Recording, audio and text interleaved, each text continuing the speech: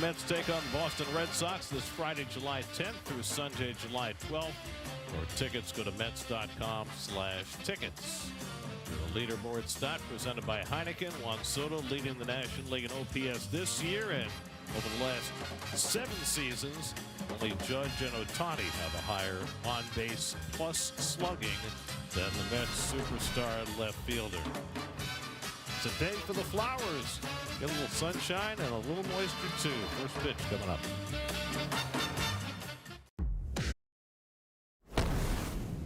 3-1 coming. And a high fly ball, deep right field. Gone if it stays fair. That ball is out of here. Juan Soto gives the Mets the lead with a 3-run homer off Raisel Iglesias in the top of the 9th. A magic moment for Soto.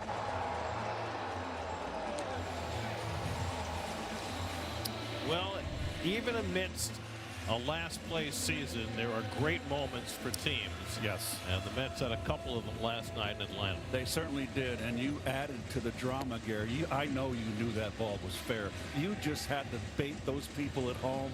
If it stays fair. Juan didn't know it was fair. Saw him watching it. Hyundai starting lineup for the Royals.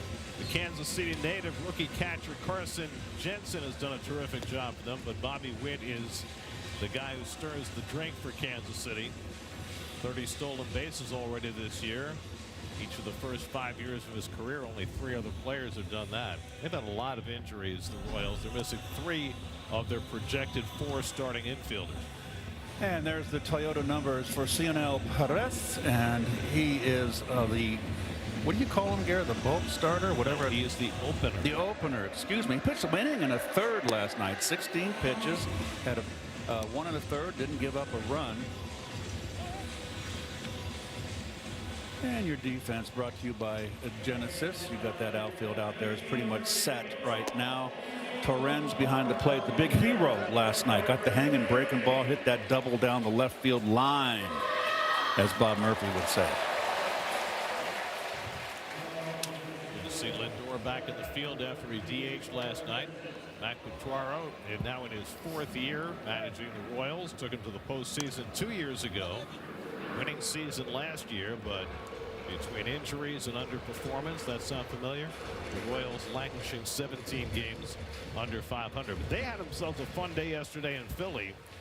They scored in all 8 innings that they batted at home against the Phillies and beat up on Christopher Sanchez 15-1. Carter Jensen leads off against Cionel Perez. First pitch fouled off, and we're underway. Perez has done very well in back-to-back outings this year and in his career. The 4th time this year he's pitched back-to-back days, and he has a 0 ERA. And over his career, 47 times he's gone back-to-back, 2.39 on the second day. And this is away to Jensen, 1-1. Jensen is 23 years old, just turned 23 on Friday. Kansas City native, grew up going to games at Kauffman Stadium. Came up for a cup of coffee last year, hit well, and he is their #1 prospect. And he has gotten off to a very nice start. He's had a 20-game hitting streak already. He's already hit 4 leadoff home runs, which matches the most for any catcher in a season. Paul Lo Duca did that for the Dodgers back in 2001.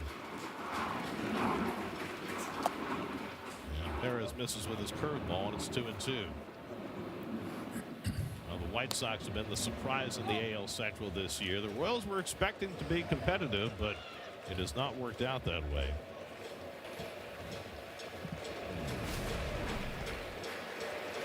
Two coming to Jensen, and he pops one up behind second base. Lindor waiting for it to come down, and that's the first out of the night.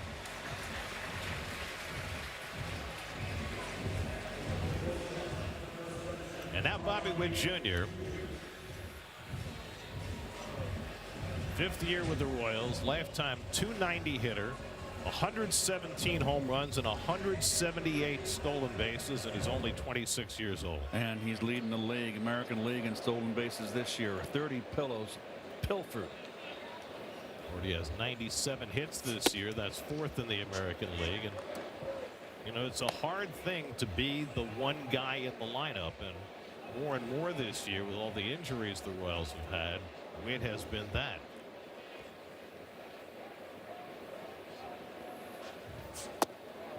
And the curveball misses down from Perez, 2-0. Only Ricky Henderson, Ichiro Suzuki, and Vince Coleman have done what Bobby Witt Jr. has done, 30 steals in each of his first 5 seasons. Ground ball toward the hole, base hit going into right field. And so Witt has his 98th hit of the year, a 1-out single. Took that sinker right where it was pitched.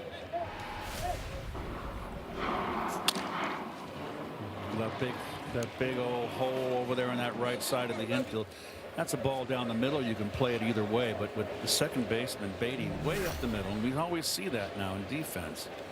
With that opposite field middle infielder playing up the middle and opening up a big hole on that right side. Well, the Royals missing a lot of their big bats. We'll see if Witt takes off early. And Lane Thomas sitting third in the order. They're missing Vinny Pasquantino, their big first baseman. They're missing Michael Garcia, their third baseman. Jonathan India is out for the year with a shoulder injury. That's 3/4 of their infield and a big piece of their batting line. Lane Thomas has played a lot for them. He's playing center field right now. And he hits a double play ball if Lindor is able to get to it, but he can't make the connection, and everybody's safe. Lindor trying to scurry to his left. Made the diving attempt, but it's an infield hit for Thomas to put 2 men on. Well, the Royals are trying to replicate what they did in yesterday's ball game against Sanchez of the Phillies, where they roughed him up with 6 runs in the first inning. This is what the Royals do. They are a contact-oriented team. They have the 4th highest contact rate of any team in the majors, and they're second in the majors in line drive percentage. Not a big home run hitting team, but they put the ball in play. Here's Salvador Perez DHing tonight. He is the last remaining connection between these two teams from the 2015 World Series, which the Royals won. Clinching here at Citi Field. Perez now has 314 career home runs, 3 more, and he'll catch George Brett for the most all-time as a Kansas City Royal. He punches one foul, and it's 1-1. It's been a tough year for Salvador. They say that his bat is slowed a little bit. He's had some injury problems, and that goes with age, aches and pains.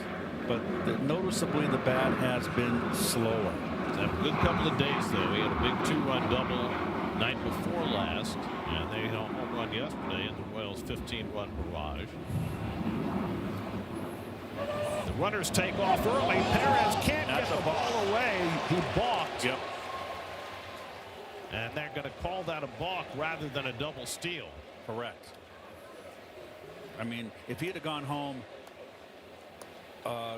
Witt had it stolen standing up.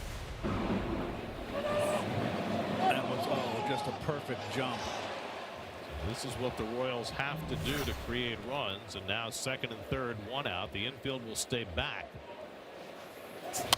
And that's a huge double steal or balk, whatever it is, because Perez is a big-time double play candidate, but now you've taken the double play out of order.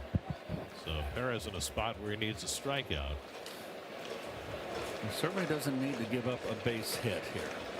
Speed on the bases.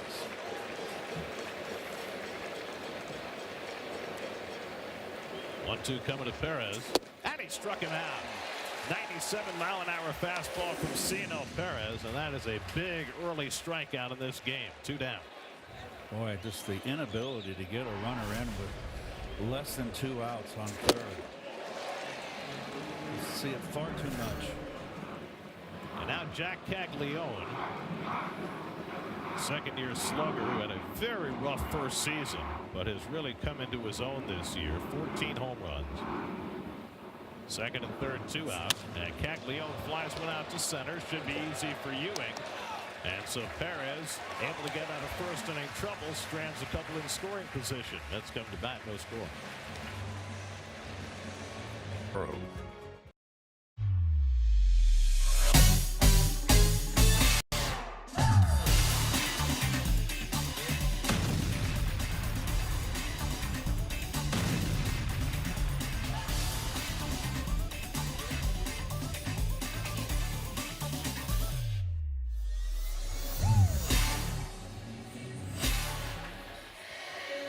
He's just different. Maybe the best hitter in the game and on a hot streak right now. Juan Soto leading the National League in both on-base percentage and slugging percentage coming into the night. It's up second behind A.J. Ewing, facing Seth Lugo. First pitch from Seth is in for a strike. There's Seth's numbers. Never pitched against the Mets in his career. First time for him. And you saw him poking in his belt. He is calling his own pitches, which is a good thing because he throws like 11 different ones. Seth's now 36 years old. Slapped the other way by Ewing, and he's got himself a base hit. So Ewing, who had a rough road trip, 3 for 23 in Toronto and Atlanta, opens the bottom of the first with an opposite field single. Going right with the pitch there. I like him in that leadoff role. And here comes the man-eater. My goodness. I have not been this impressed with a hitter in a very long time, Gary. Off to bunt as he has been doing often early in games. Ball one.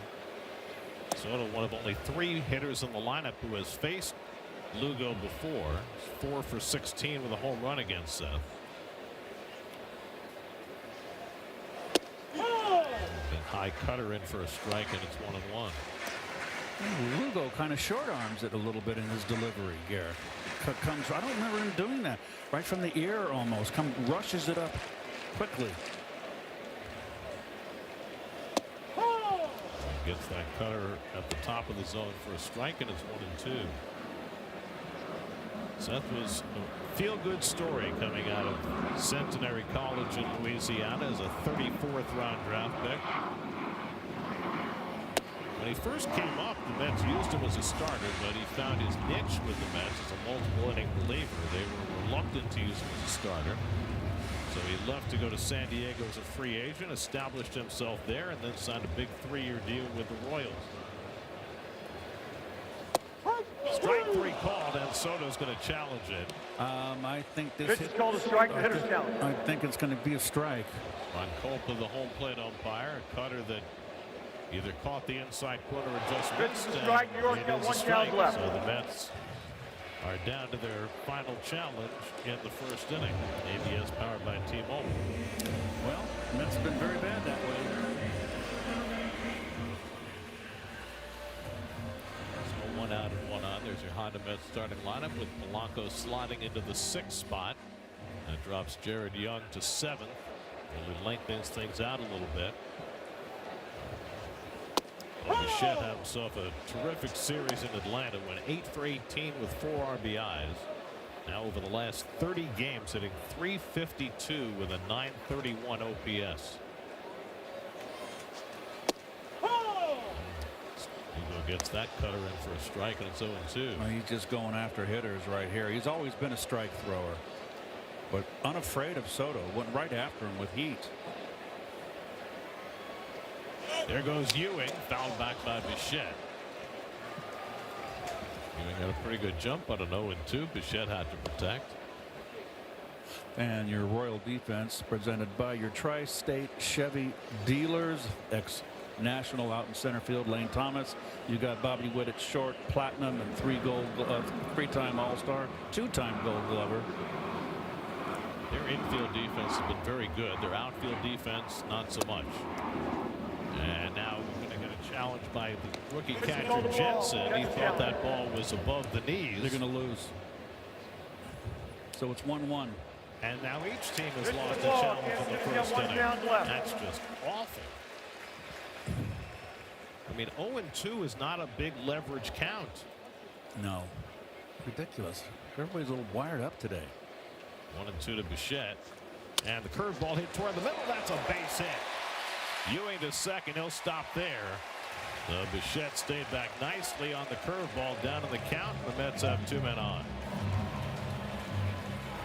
First curveball that Lugo threw, and a good one. He had to reach for it there, but good 2-strike hitting.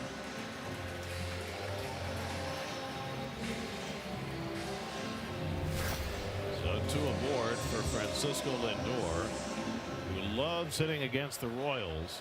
29 career home runs against Kansas City. That's 9 more than he has against any other team. Most of those from his days playing for Cleveland. But it's been a struggle for Lindor since coming back from the injured list. In 10 games, he's just 8 for 41, so hitting under 200. The fastball on the inside edge for a strike, and it's 1-1. Lugo splits. Left-handers hitting 295 against him with 18 doubles, 3 trips, and 4 home runs. That's why the Mets have stacked the lineup on the left side. And it's the fastballs that have gotten him in trouble against the lefties. They're hitting .421 against his four-seamer. We haven't seen him throw more than 1 or 2 four-seamers already. Lindor trying to cash in a first-inning run. He swings and misses at a cutter running in. It's 2-2. Haven't seen only seen the breaking ball, the curveball once. He's just been going after people. And the curveball misses down. By the way, the base hit for Bichette is 1,000th of his career, so congratulations to Bo. And Luke Manley, the backup catcher, is going to ask for a little recompense to give the ball back. 3-2 with 1 out. And Lindor takes strike 3 called off the top of the zone for the second out. Well,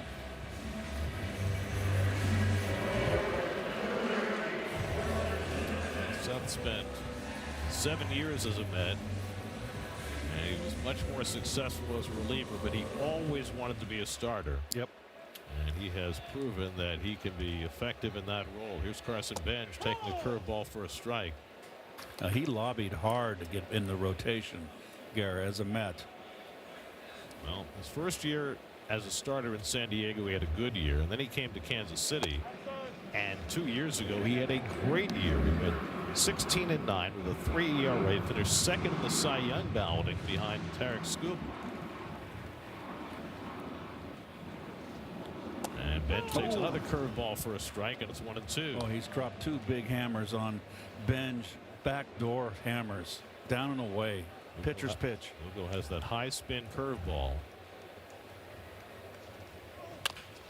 Little tapper left to the mound. Lugo fielding, throwing on the run, and it gets on by Caglione. That'll bring in the game's first run as Ewing scores. Bichette to third, and all the way to second goes Bench. Now it's thrown to the backstop, and Bichette digging for the plate. He scores. Now the ball gets away again, and Bench will score.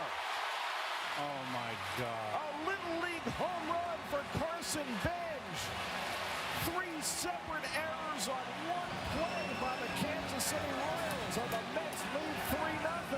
Oh, my God.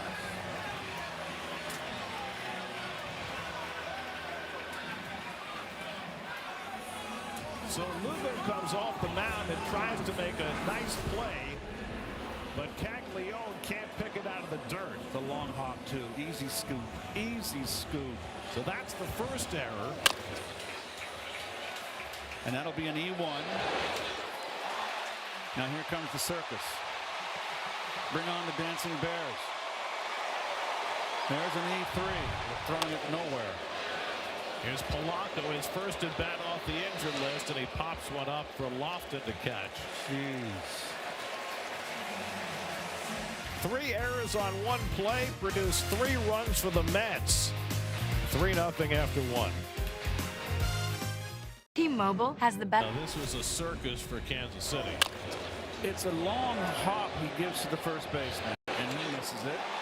So that's 1 error, scores a run. Caglione chases it down and then flings it. Where did he throw this? Nowhere in particular.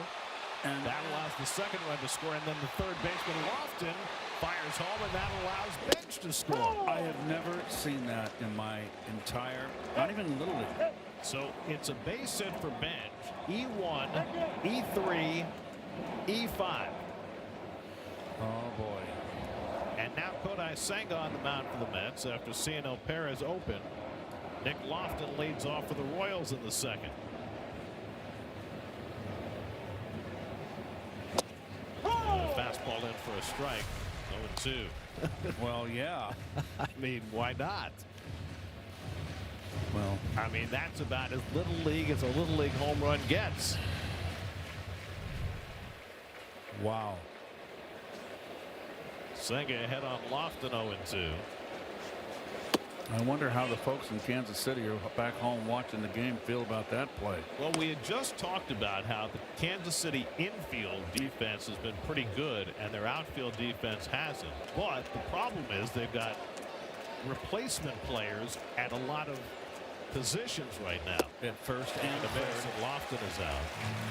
I mean, first baseman is supposed to be Vinny Pasquantino. He's out. The third baseman is supposed to be Michael Garcia. He's out. Michael Garcia won the Gold Glove at third base last year. Well, Ben's never stopped hustling. Kept his eye on the ball. Pay attention. Yeah, sure. Why not? Unbelievable. I mean, you can't anticipate something like that happening. Isaac Collins drops down a bunt single with a one-hop throw. Beautiful pick at first by Young. Wow. Great play by Senga and an even better one by Young, reaching into the runner and getting the speedy Collins 2 down. Collins didn't look like he was running that good to first base. Oh, we almost missed it, but he readjusted in his palm, in his hand, excuse me. Nice play. And that's the long hop. That's an easy pick. Well, 2 out and nobody on. Now Michael Massey, the second baseman. And he takes a forkball down for ball 1. Senga's turned in 2 good relief outings in a row. 1 of 5 innings and 1 of 2 2/3. Weber home run ruined the first one, and Olsen home run the second. Yes, the home run has been his bugaboo. That's lined into center field, a base hit for Massey. So Michael Massey has the third Kansas City hit. Oh my God, I'm still flabbergasted by that inning, by that play. I'm sure Matt Picaro is as well.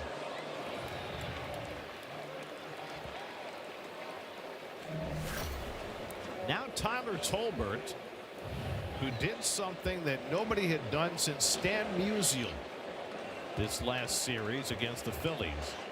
He went 7 for 7 in the series against the Philadelphia Phillies, including 5 for 5 yesterday.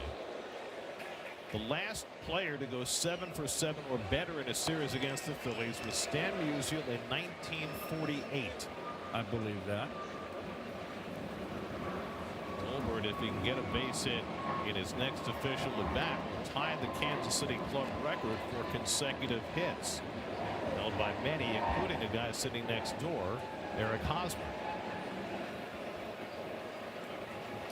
Tolbert, a speedster, was a threat to lay one down. He hits one deep down the left field line, headed toward the corner, and it's out of here.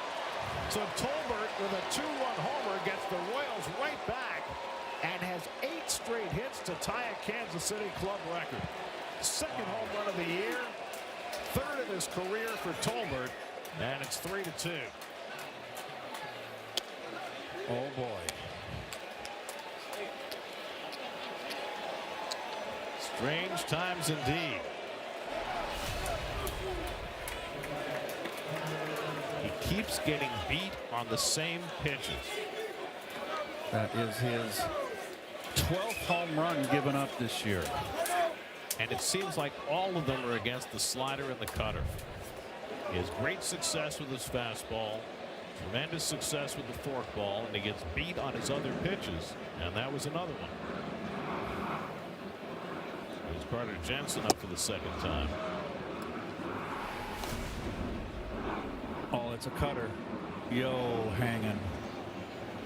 That little, you see that was no circle on that, on the back of that ball there, folks. Just was a tiny little dot, and that is spells hanger. And the hitter sees that in his eyes too. You see that. So after Senga retired the first 2, the 8 and 9 hitters get to him for a single and a 2-run homer. Jensen popped up his first time up, and he smashes one beyond the reach of Beatty for a third straight hit. Got off by Bench, and Jensen stops at first. And those are hard hit balls. He's a rocket. Justin Willard's going to go out and try and see if he can be some assistance to Senga. Keep in mind as we go along in this game that the back end of the Mets bullpen is cooked. Raley worked the last 2 days. Luke Weaver worked the last 2 days. Devin Williams worked the last 2 days. The Mets called up a pitcher, Matt Seelinger, who is a 31-year-old rookie from Long Island. He grew up in Westbury. And he is very much in play today as a guy who could give the Mets multiple innings. And Janiga got sent down. Thank you for your one appearance. It's just a revolving door in the bullpen. He could have gotten the win yesterday. He could have. If Olsen hadn't tied it up in the bottom of the ninth. What a reward. So now Bobby Witt, who had a base hit to right field his first time up.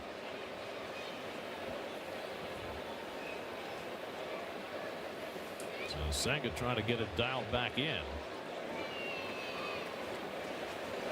And that's it sharply, but right to Bichette. And that retires the side.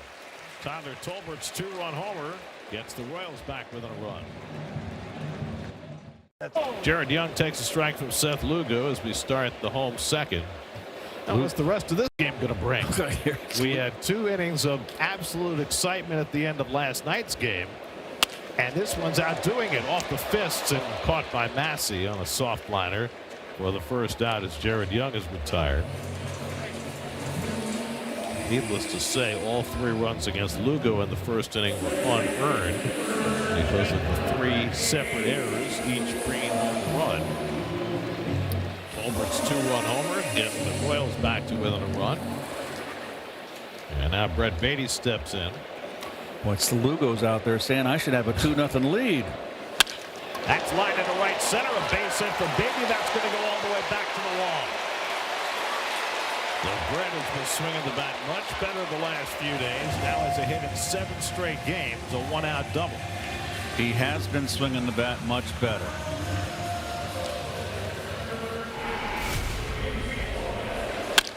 And getting the barrel out a little bit better now on that fastball.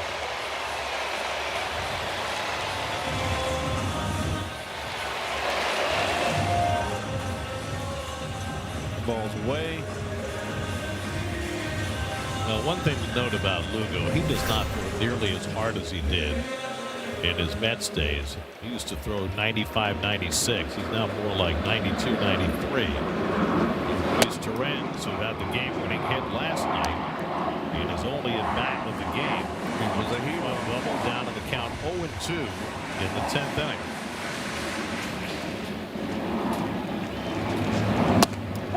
Takes a fastball for a strike, and it's 1-1. And a fastball at 91.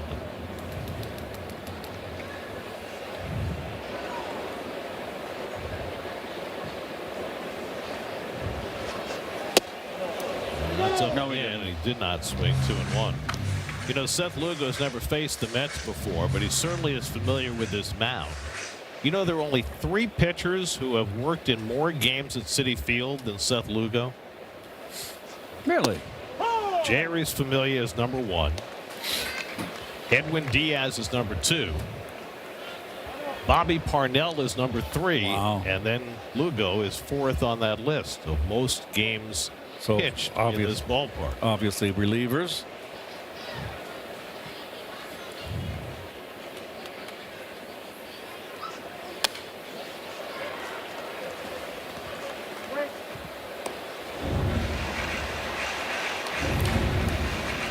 We had some misty rain during batting practice, a little bit before batting practice in the late afternoon.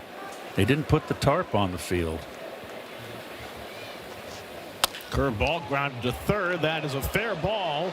And the throw to second as they have Beatty in a rundown. And Witt makes the toss. And now the tag made, and Torrens is forced to hold it first. Well, that was a terrific decision by Lofton, the third baseman, to not throw the ball to first and realize that they had Beatty hung out to dry. Well, Beatty got caught too far from the bag. It was a long throw across the field. You can wait till he throws. He had no business being that far off the bag. Long throw across the diamond, then you can go. 5-4, 6-4 on the fielder's choice. Torrens at first with 2 out for Ewing. And Ewing smashes one to deep right field. Headed toward the stands. That ball is out of here. A.J. Ewing erupts for a 2-run homer. 5-2 New York. Ewing has been showing off the sock lately. Homered in Atlanta. Now he hits his 6th home run of the year. Into the Coca-Cola corner to make it 5-2 New York. He is very quick and compact with his swing. I've seen him do this. A cutter.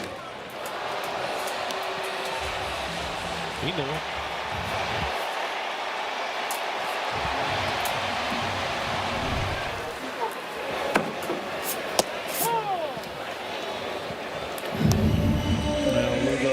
Dropped too much sidearm and threw that little lazy spinner up there, horizontal.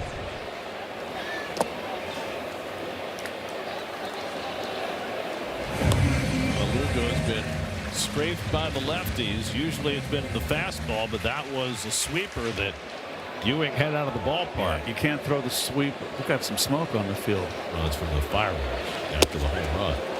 1 in Minnesota. Okay, that's right. The wind's blowing in tonight a little bit. Yes, it is now to the northeast. It is a very unseasonably cool night. 69 degrees on the 7th of July.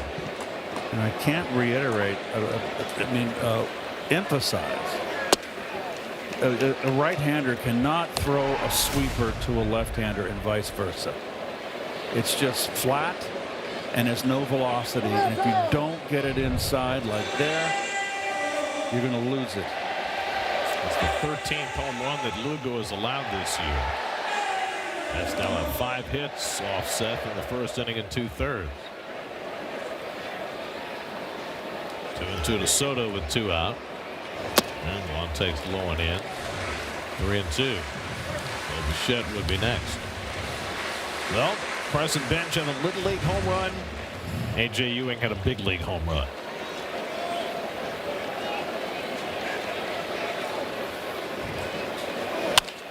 Soto flies one toward the left field line. Collins coming over.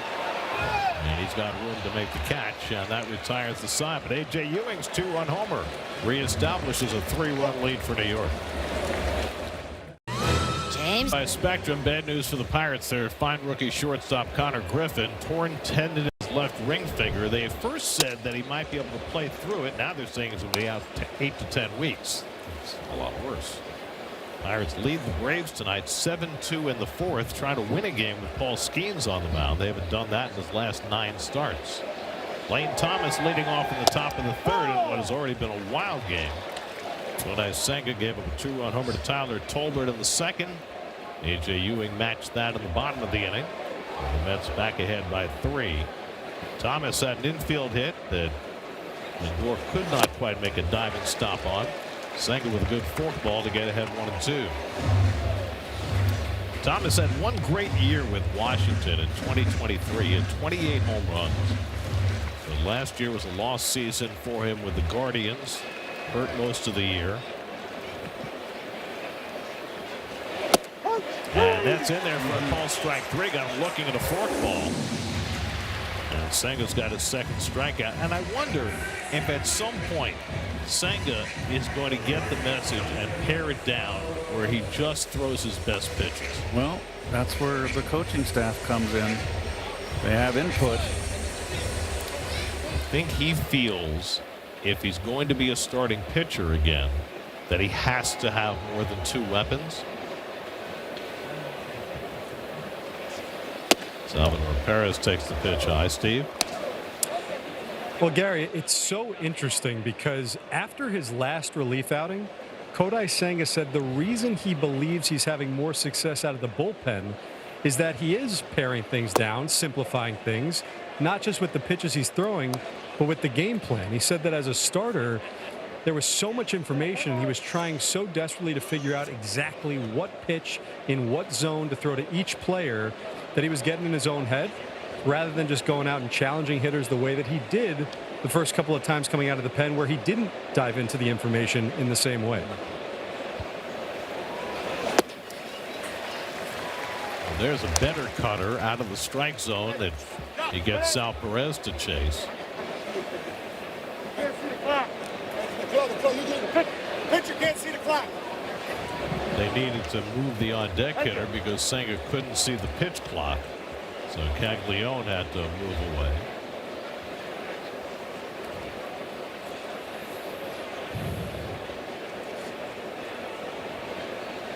Two one coming.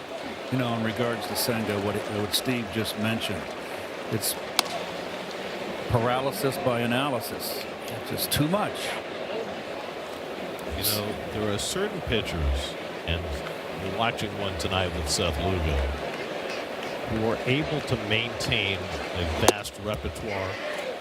But it feels to me as though pitchers these days are trying too hard to have 5, 6, 7 pitches that they throw.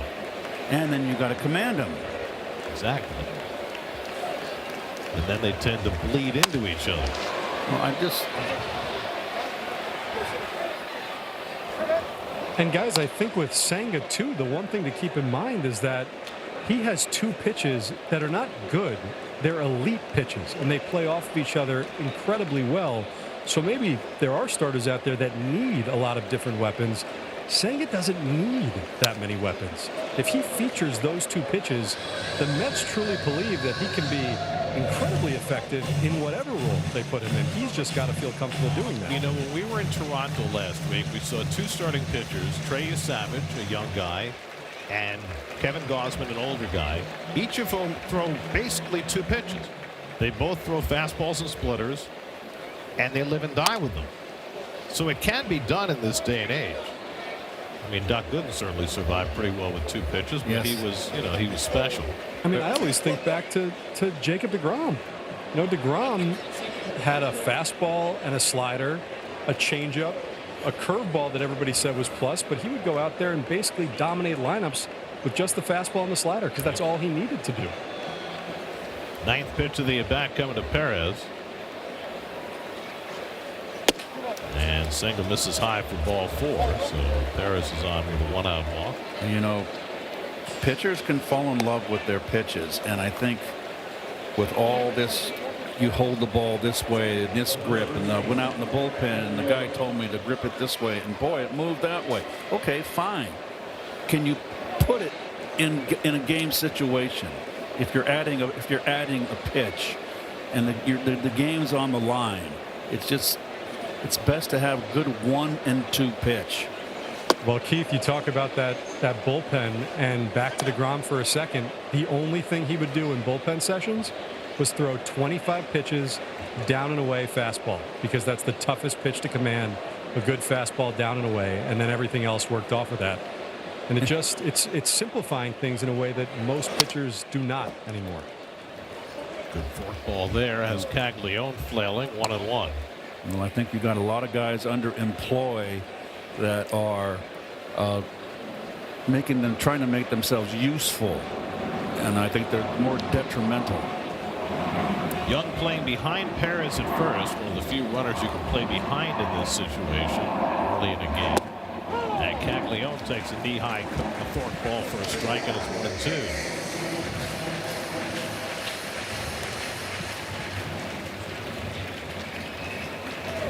Caglione flied out to center, stranding 2 in scoring position in the first inning.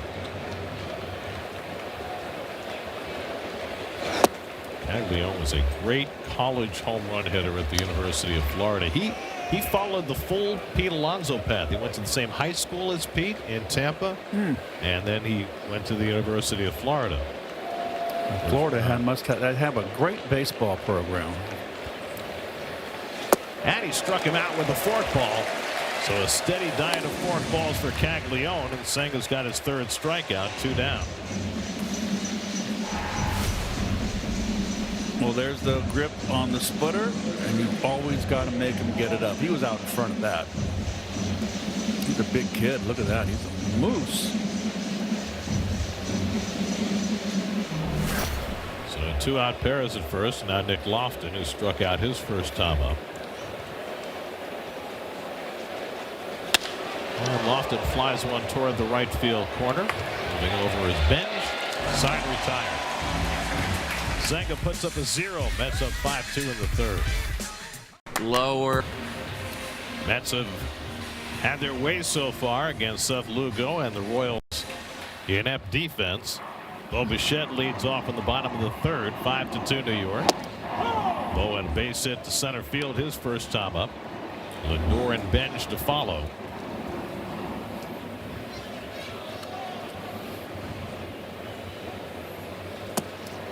So the National League made some replacements on the All-Star team today because Jacob Roski and Max Meyer and Paul Skeens not available to pitch in the All-Star game.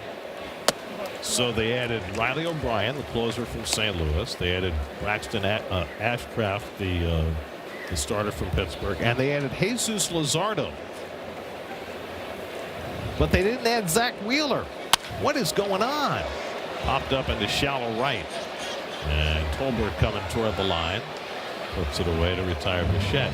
How is Zach Wheeler not on the All-Star team? I agree. He's pitching tonight against the Reds, and he's got a 3-0 lead after 3. Did you see the note about the Guardians and their All-Stars this year? The Guardians got 2 rookies selected for the All-Star game. Their left-handed pitcher Parker Messick and their young second baseman Travis Pizzana. You know that if you go back and you eliminate the guys who played in Japan and were veteran players who were rookies in the big leagues, it's hit sharply and being able to flag it down using the gold and throwing out Lindor 2 out. Heck of a play. Go ahead here. So if you negate the Japanese veteran players, the last time that a team had more than one rookie selected for the All-Star team was 1960.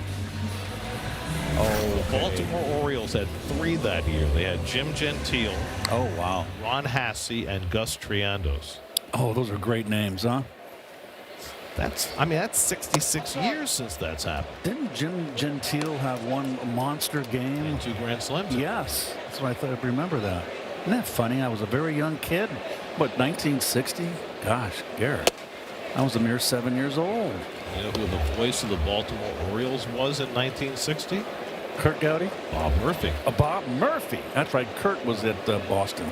Well, Murph was with Kurt in Boston, and then he went to Baltimore for a couple of years before he came to the Mets. So Carson Bench off his Little League home run. The Mets have been around for 65 years, and that was the first time that a team has ever made 3 errors on one play against the Mets. Never happened before. A dribbler to the left of the mound. Lugo threw low to first. Yep. They scored a hit, an error on Lugo. Caglione threw it away for a second error, and then Lofton threw it away for a third. And Bench this time is on with a walk, and we'll see what havoc he can wreak this time. Go all in on game nights with MLB Plus. Select out of market games every week, plus live radio broadcasts of every game and minor league action. Visit MLB.com/MLB Plus to subscribe. And now Jorge Polanco gets his second plate appearance. Saw just 1 pitch his first time up and popped up to the third baseman. Boy, He takes a curveball for ball 1. he would be a splendid addition if he can come back from injury and be the hitter that he's been. He's a veteran. He was a postseason hero for the Mariners last year. Got off to a slow start with the Mets, just 56 at bats. They kept, there's his career numbers, Garrett. He's about equal on both sides of the plate. So he's both sides 260 about. He takes curveball for a strike 1 and 2. You know, he played a lot, though. He should have been put on an IL sooner because it was really obvious when he was swinging that he was in pain. He was trying to play through it. And ultimately, as Bench runs, the throw to second by Jensen. A good throw, but Bench beats it. But they said Jensen has a good arm. That's a good arm. Yes, he does. But Bench steals the base, his 12th of the year. So the kids are starting to steal again, and I think that's a good thing. Ewing had a tough patch where he got thrown out and picked off. Don't worry about that. Steal. You guys are fast.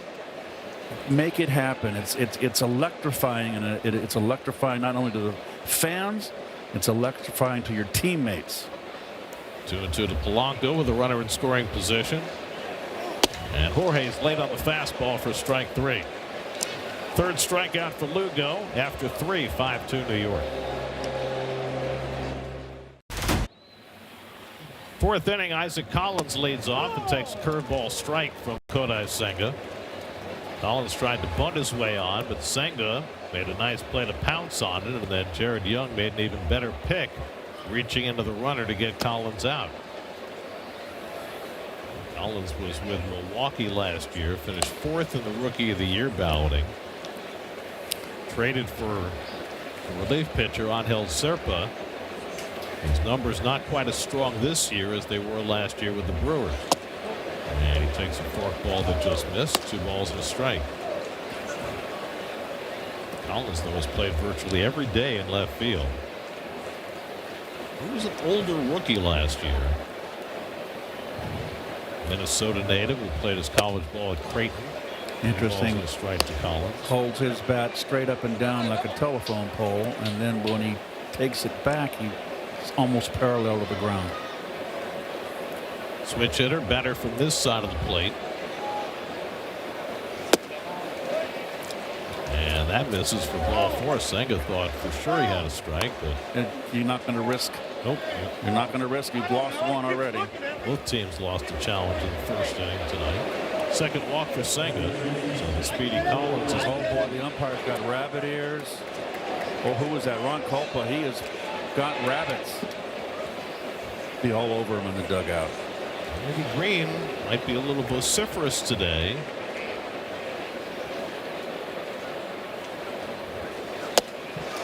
We'd always yell at the umpires. When the umpire would be screaming into the dugout, our dugout, we'd go, pay attention to the game. You're missing a good one. Well, Andy should yell at Ron Culpa, hey, it's my birthday, lay off. Happy birthday, Andy. Happy birthday today. It's also Tim Tuffel's birthday. Tough. Tuff is 68 today. We're going to all get together August 1st. By the way, speaking of former Mets, we pass out our best wishes to Ron Hunt. Ron was the first Met All-Star starter back in 1964. Great, scrappy, hard-nosed player. He's been suffering with a lot of setbacks medically lately, and we wish Ron and his family all the best. Absolutely.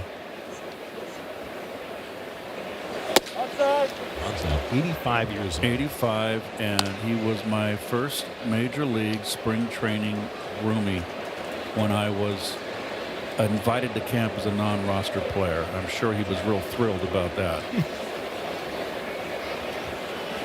But he taught you about ice. He sure did. I learned so much from him. Grounded down to first, a foul ball. Sometimes I wonder if the Cardinals, in their infinite wisdom in developing players, put him there on purpose with me. And I mean, he told me how to ice and ice overnight when you got hit in the elbow or any kind of hard sprained ankle, and you'd wake up in the middle of the night, the ice would melt, it'd be throbbing. Rearm that ice bag, put it on, and wrap it around with an ace bandage. You'll have no swelling the next day, and you'll play. And I'll be darned. That's why I played 155. Good block by Torrens. Throw back to first, and just back safely is Collins. Looked like Torrens had him hung out to dry, and Collins did very well to get back. Boy, there's a lot going on in this and game. And the Mets are going to challenge the call. York is challenging state ball first base. Nice block by Torrens. This is a close play. Let's see if they got him. Yeah, I think he got back. I don't think it's enough to overturn. Let's see from this angle. Oh, he's out. He's out. He's out. His fingers are still up in the air. That's a no-no when you're down 3 runs. He thought he had After review, the call on the field is overturned. The runner is out. New York is taking the out. beautiful play by Torrens on the back pick after Collins got a little bit too far off. Gosh darn, you're down 3 runs. Can't do that. Can't happen. Yep, OUT. Play under review presented by Citizens, making sense of the play. Not a caught stealing, but just a 2-3 put out for the first out. 3-2 to Massey.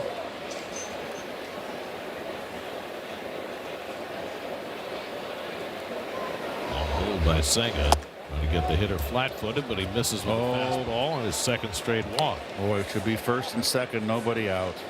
By the way, I wanted to say, as you were talking about Ron Hunt teaching you how to ice, nobody should have known how to recover from getting hit by a pitch better than Ron Hunt. Yes. He set the record for most hit by pitches Yes. in a season when he was with the Expos. Well, he had all the body armor, too. He got hit 50 times in 1 year. 50.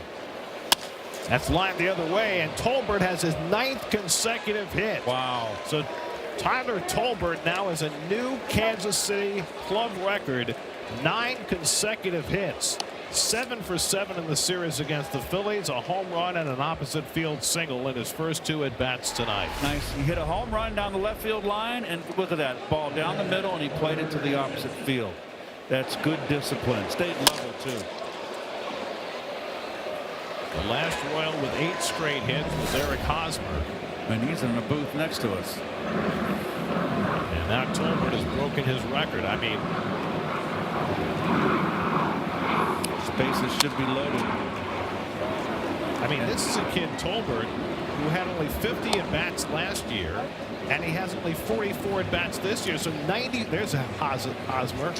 Your record's gone now, Hos. Guy's got 94 big league at-bats, and he's already set the club record for consecutive hits. Carter Jensen takes the forkball down, 1-1. As a hitter with Senga, you've got to make him get that splitter up. His game is to expand that strike zone elevation-wise. Got to make him get it up. Easier said than done. Jensen out of base hit to right center his last time up, 1 for 2. Tying run at the plate in a 5-2 game. And he swings over the fork ball, and it's 1-2. By the way, just getting back to Tolbert. Last year, when they called him up, they used him almost exclusively as a defensive replacement and a pinch runner. He was in 64 games for the Royals last year and only got 50 at-bats. So they didn't really believe in his bat. And now he's got 9 straight hits. Swing and a miss, and Jensen down on another forkball. And Senga racking up some strikeouts with the ghost fork. That's his 4th of the night. He's getting his fork back.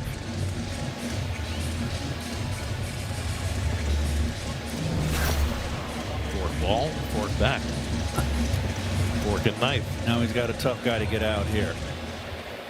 Bobby Witt's hit 2 bullets, 1 to right field for a hit and 1 to third base for an out. And he's red hot.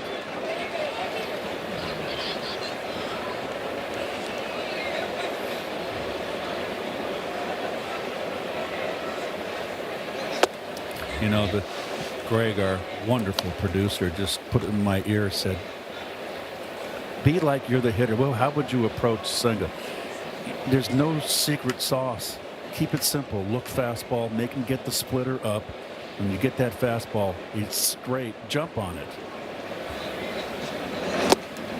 He may not get a fastball. This is bad. I mean, this is the one guy in this lineup who scares you.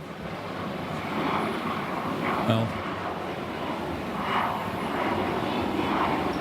Senga needs a new ball.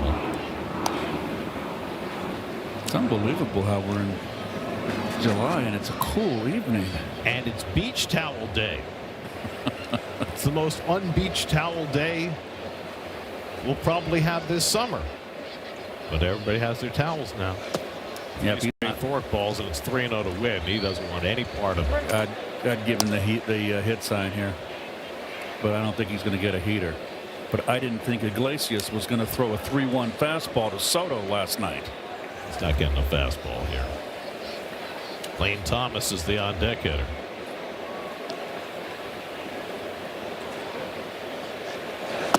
Four straight forkballs, and he walks Witt. He had a base open. The base was third base, but it's still a base. And now Lane Thomas will bat with 3 men aboard. Third walk of the inning.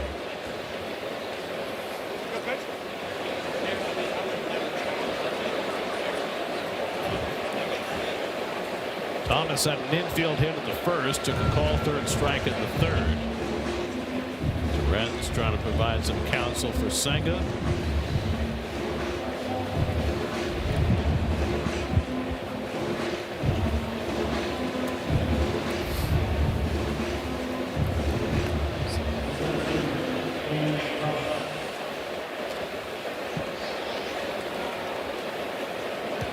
Three walks and a single in the inning. But Senga with a chance to put up a 0 if he can get Thomas. First pitch is always most important in an RBI situation, Gary. And that's don't fish as a hitter. Don't let him sneak a fastball by you. Start him off with a slider. Massey at third, Tolbert at second, Witt at first with 2 out. And that fastball below the knees, and it's 2-0. So after pitching around Witt, now he's missed with his first 2 to Thomas to put himself in the soup. Now you can be, as a hitter, real choosy here. To me, fastball. He throws a splitter. It's a good one. Take it. That fastball right there at 98. 2-1. Senga bringing a little extra juice on that fastball the last 2 pitches.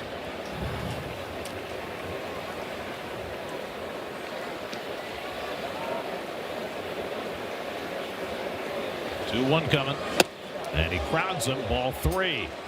So 3 straight 98-mile-an-hour fastballs, and now he's behind in the count on Thomas. 3-1. More so now, Garrett. 3-1 count. Bases loaded. Fastball. Kodai does not want to walk in a run, but don't get overexcited.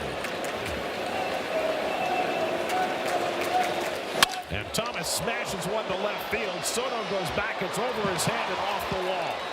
In to score is Massey. Tolbert scores. They'll stop Witt at third. Oh my gosh! It's a 2-run double for Lane Thomas. Witt, with his speed, looked like he would have scored easily. But Carlos Estevez, the third base coach, held him up, and the Mets maintain the lead. It's 5-4. Carlos, my goodness. Fastball, as I mentioned, short hops the wall. Watch the back runner here. That's Witt. Barreling around the bases. Oh my gosh, that is so safety first.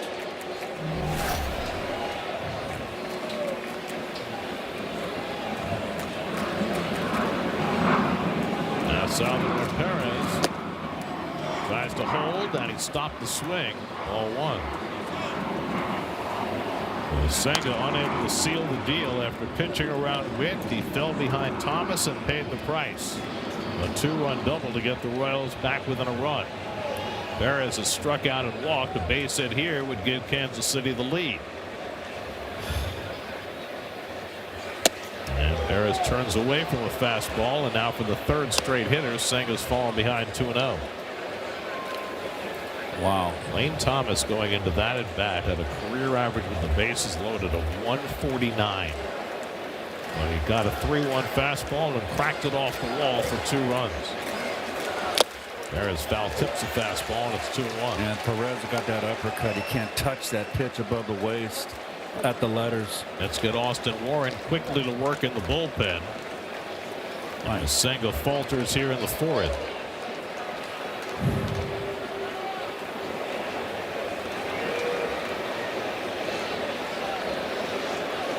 And Perez laces one to left. Soto comes over, dives, and he made the catch.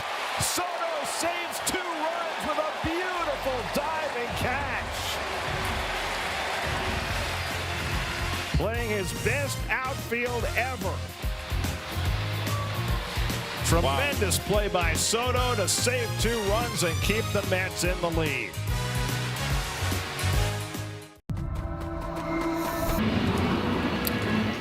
For New York as we go to the bottom of the 4th. We want to correct ourselves. We said Carlos Estevez was the third base coach for the Royals. It is not. It is Vance Wilson, the former Met catcher. Here's Vance, who stopped Witt at third base on what should have been an easy score to tie the game. Yeah, it's listed on the roster, so I apologize to Carlos. But that's a sign. I haven't signed in a long time.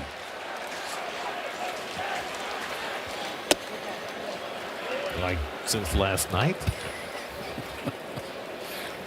Jared Young leading off in the home 4th in what has been a wild first 4 innings. I'll say. And he bangs one toward the hole just underneath Witt and into left center. Boy, this is an offensive night. Witt gets to just about everything, and that one looked like he might have dove a little too far. And Young has himself a leadoff into the 4th. Playing way up the middle. Nah, I got under him. He didn't get there. Oh, we did kind of. It's a tough play. Either way. Mets have their 7th hit against Lugo. And now Brett Beatty banged to double up the gap in right center in the 2nd. He's lucky it didn't hurt his right hand. Skimmed his hand on the way by. Beatty now has a 7-game hitting streak with his double first time up, and the back foot curveball by Lugo puts Brett down on the count 0-2 with Luis Torrens on deck. The Royals 4 runs, 7 hits. The Mets 5 runs and 6 hits. Jeez. A little bit of everything here. I guess I'm a little cranky today, Gary. I really got in at 3 a.m. and didn't get to bed till 4. Got up at 9:30. You know, here's the thing. Cranky Keith is often the best Keith.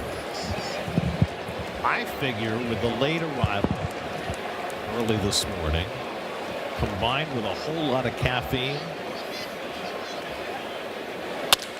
Ground ball underneath the glove of Lugo. Witt with the flip, and they get the force. Nicely done. Witt to Massey, and they get the force on Young for the first down. Luis Torrens, and it was Torrens' play, the throw behind the runner at first, that kept this from being a bigger inning. Oh boy, he got him out of nowhere, lad.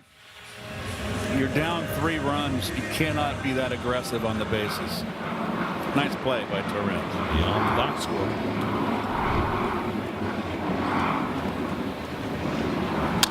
Torrens grounds one toward the hole, and that's going to be run down by Massey, but he'll have no play. There you go. Big hole on the right side for Torrens, who loves to hit it that way, and he has himself an infield hit. It's almost like it's one of Moses, of the tablets of Moses. It's etched in stone that he brought down from the mountain. My goodness, you got Torrens who goes that way, and you're playing up the middle. My goodness. Well, you know, we said that last night in the 10th inning, and then he wound up pulling the double. What was a hanging breaking ball? But if you pitch him away, that's exactly what he's going to do. You throw Luis Hart stuff. He hits line drives to the opposite field. Now Ewing, who homered his last time up on a first pitch sweeper, much like that one, but this one was out of the strike zone. Ewing singled and scored in the first, 2-run homer in the second. Happy homecoming for Ewing after a rough road trip, and he taps one foul. It's 1-1. Yeah, and you watch the sweeper here, and it's just flat breaking ball. I don't think that Seth wanted to throw that pitch. He just didn't get on top of it. Didn't get the down break, and Ewing took advantage. On the fists of AJ, and he fouls it off 1-2.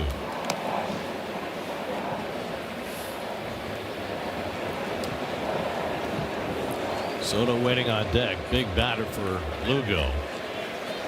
Trying to keep this a one-run game. And Ewing fouls off the breaking ball. Seth's still got a good hook, doesn't he? Gosh, he's got a lot of spin. The spin rate is not quite that of Nolan McLean.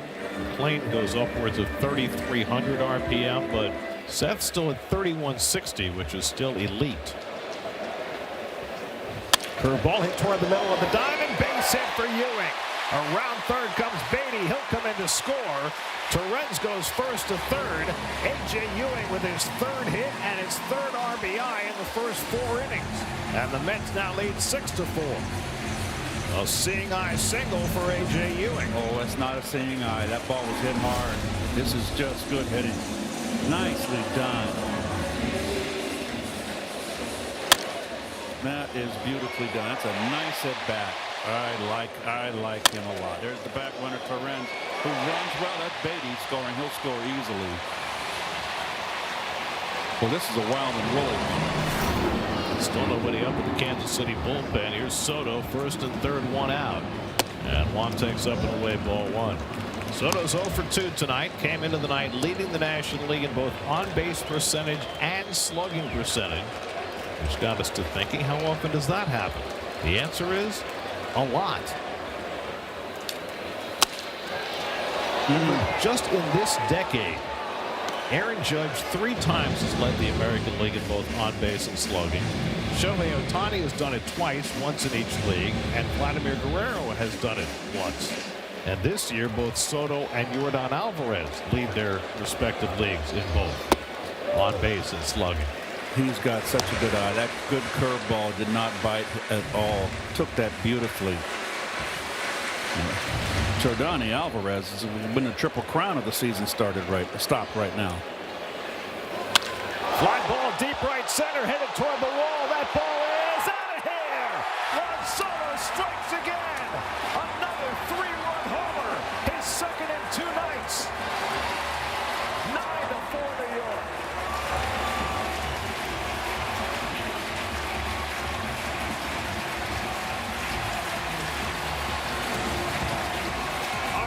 Over the fence in right center. Soto's 20th of the year, and it's 9-4 Mets.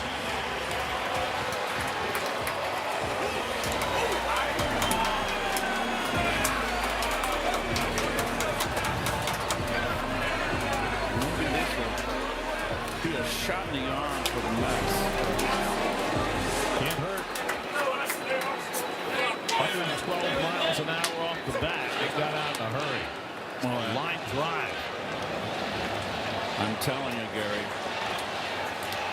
I haven't seen anything like this in a long while.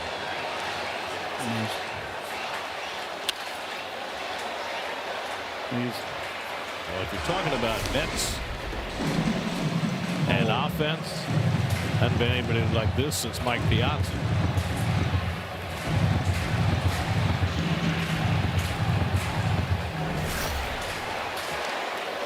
Wow. That's all I can say. Shed hits a 1-hopper to Massey at second, and that's the second out. Juan Soto's home run in the 4th inning means one lucky fan of the game won $15,000 courtesy of the New York Lottery for your chance to win after the Swing for the Fences promotion with New York Lottery Plus today. 2-run homer by Ewing in the 2nd after the Royals got within a run. Now a 3-run homer by Soto after the Royals again cut to 1. Lindor is 0 for 2, a strikeout and a ground out. Good Lord. It's amazing what Juan is doing right now. It's just a lesson in hitting in every aspect.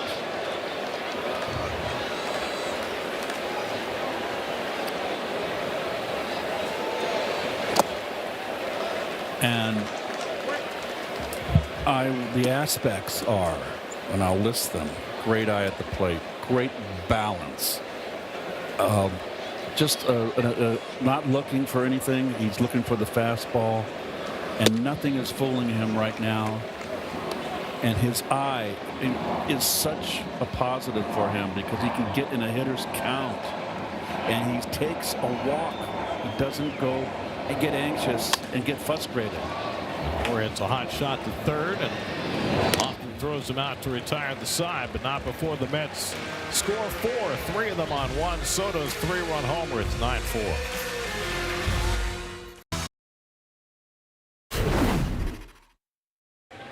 But Santana cracks one deep right field back toward the corner. That ball is out of here. He did it.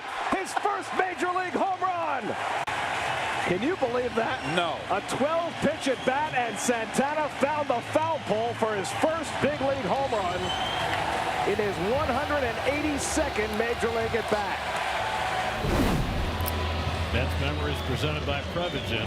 Every time we see Johan Santana, it just brings a smile to my face. What a consummate professional he was. I mean, he was more dominant as a pitcher when he was with the Twins, but he was as relentless as anybody. And a great guy. Austin Warren on to pitch in the 5th inning. Jack Caglione fouls off his first sweeper.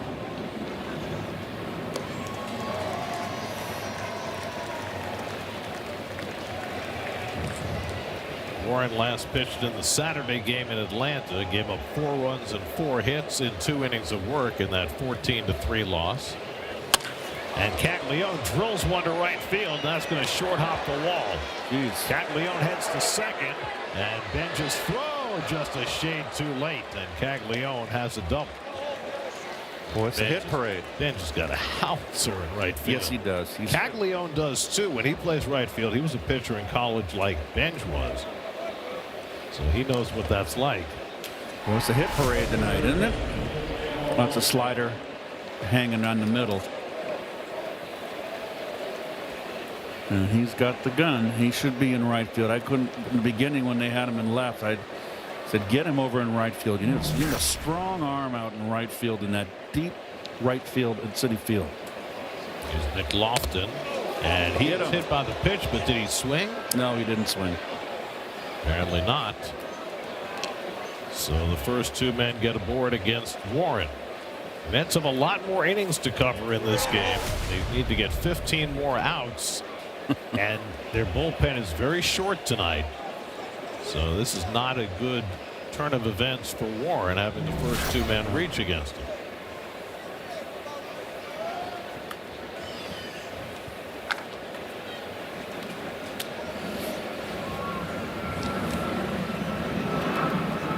First and second and nobody out. With the first 4 innings, 13 runs on 16 hits in this game. Remember, the Royals are coming off a 15-run performance against the Phillies yesterday after they had scored just 24 runs total in their previous 10 games. We mentioned that they scored in every inning yesterday. They batted only 8 times because they were at home. And I didn't realize how rare that is. It was only the 21st time in Major League history that a team had scored in every inning they batted. The last time it happened to the Phillies, 1923. Wow. Last time they allowed a team to score in every inning. Goodness. Hadn't happened in the majors in 10 years. And the Royals had not done it since 1998. Now here they are again, fighting back, down 9-4. Isaac Collins, 0 for 1 and a walk, and he grounds one foul. I mentioned this is a contact-oriented team. They have a lot of line drives, and we're seeing that tonight. Yeah, they're 4th in the National League in strikeouts. Tampa Bay strikes out the least in the American League. Collins tried to run his way on. Senga threw him out a nice play, and he walked in the 4th and got caught going back into first base. Fly ball toward the line, a long run for Soto, and he's not going to get there. The ball's in the corner. Caglione scores. Lofton will be held at 3rd, and in at second base with a double is Isaac Collins, and now it's 9-5. We got one of these games rolling here, Gary. Just one of these games. Well, Juan couldn't get this one. A little inside out. And a flare. Can't really call it a flare. It almost hit the warning track. Lofton didn't really get a good read on that, but he was flying around the bases. Should have been a little bit further out. Got to be a little bit tardy on the break. Still nobody out. Now Michael Massey takes a sweeper at his feet for ball one. So Warren, who had a rough outing in Atlanta his last time up,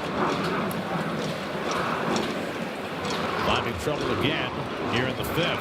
Second and third, nobody out, or one already in. And Massey takes a sweeper for a strike.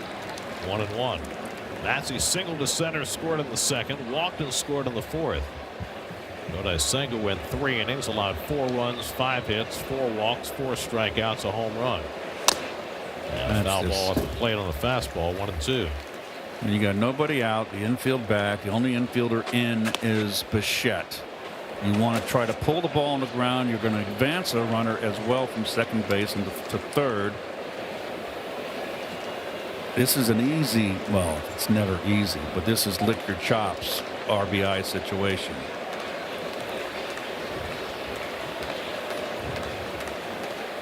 One, two. Now back.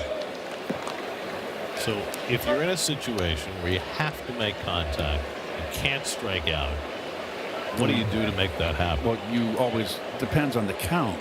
The easiest pitch to pull, Gary, surprisingly, is not the inside pitch, because you can get beat in inside out and flare to left field. It's the pitch away that is easiest to pull. That's pulled down the right field line, and that's going to score 2 more runs. Wow. Lofton and Collins will come home. Massey with the third double of the inning for the Royals, and the Mets lead shrinks to 2 runs. It's now 9-7. Wow. And where is it going to stop? We're not even halfway through. I mean, this has been an offensive game, and it hasn't been bloops and bleeders. This has been bullets hit all over the field. I told you that the Royals have the second highest line drive rate in the major leagues. We've seen plenty of that tonight. So the Royals, who broke out with 15 runs yesterday, have 7 halfway through this game, and Austin Warren has himself a problem. 3 doubles and a hit by pitch. 3 runs are in the inning. Well, here comes our, what, 8 for 8? Or is it 9 for 9? He's 9 for 9. Well, can he keep you to 7 come 11? Tyler Tolbert, a 2-run homer in the second. His first home run of the year came yesterday. His second today. He had a base hit to right field his last time up. He now has the Royals club record with 9 consecutive hits. Corners pinch in. He is always a threat to bunt. It's the tying run at the plate now in a 9-7 game.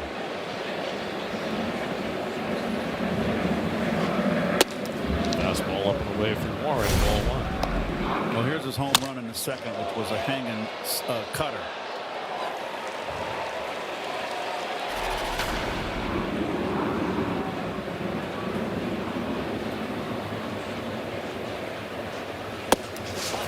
Warren just all over the place with both his fastball and his sweeper. Well, he's coming in relief, and they put the pressure on him. They haven't allowed him to find his rhythm, and he's given up some rockets.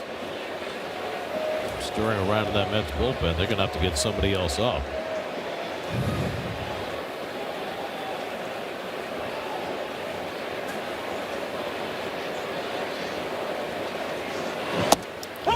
Takes a strike, 2-1.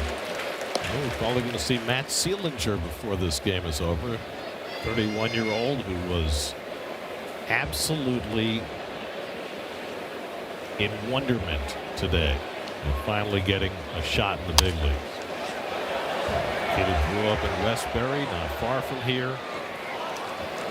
Came to Citi Field quite a bit. Was at the Home Run Derby in 2013. Matt Seelinger, who the Mets got from the Tigers in a cash deal yesterday, is raring and ready to go. And the way this game is going, let's probably see him before this game is done. Tolbert breaks his bat and fouls it off. Bat shattered into a million pieces. That is a serious saw-off. And that ball really ran in on his hands.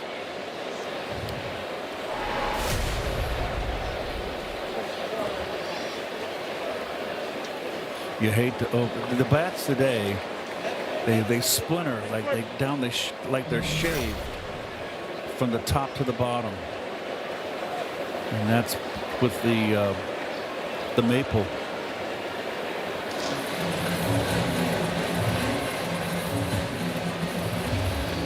Oscar Brazoban's going to have to go to work. Brazoban did not pitch last night, but he got hammered in the game on Sunday for 5 runs and a third of an inning. Well, the grand slam. The Mets made some poor defensive plays behind him. 2-2 coming, and Tolbert gets a piece of that one. And Tolbert hanging in there, looking for a hit number 10 in a row. Major league record, by the way, is 12 consecutive hits. It's been done 4 times, most recently by Jose Miranda of the Twins 2 years ago. And that was the first time since 1952. 7th pitch of the at bat, and Tolbert lays off the sweeper, and it's 3-2. Boy, Tolbert looks like he's locked in. And he has 94 at bats in his major league career. 50 last year, 44 this year. He's got 9 straight hits. Who knew?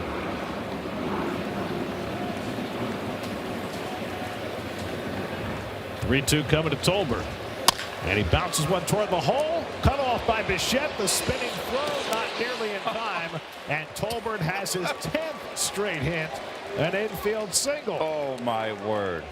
Living in a tree, we say. If you're a teammate, you'd rub up against him, rub some of those hits off on me. Well, he can fly.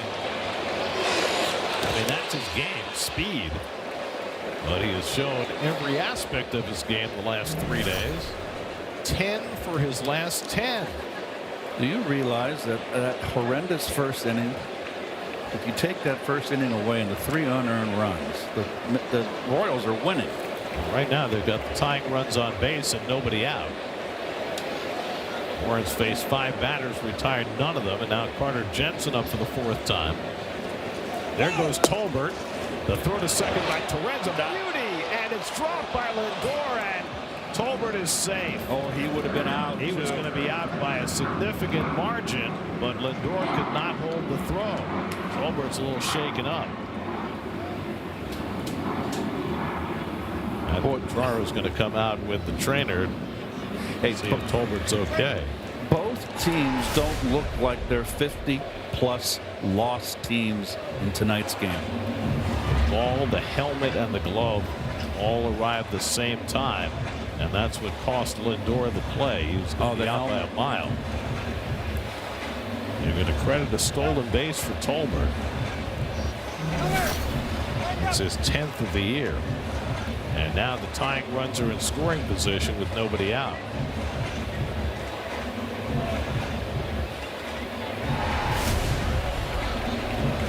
His glove hit the helmet, and that flipped his glove a little bit, and that's why he lost it.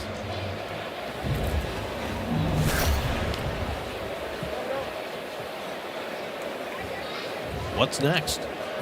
The Dancing Bears? Carter Jensen's 1 for 3 tonight. A base hit could tie the game. Good sweeper there. Best one Warren's thrown. The ball and a strike.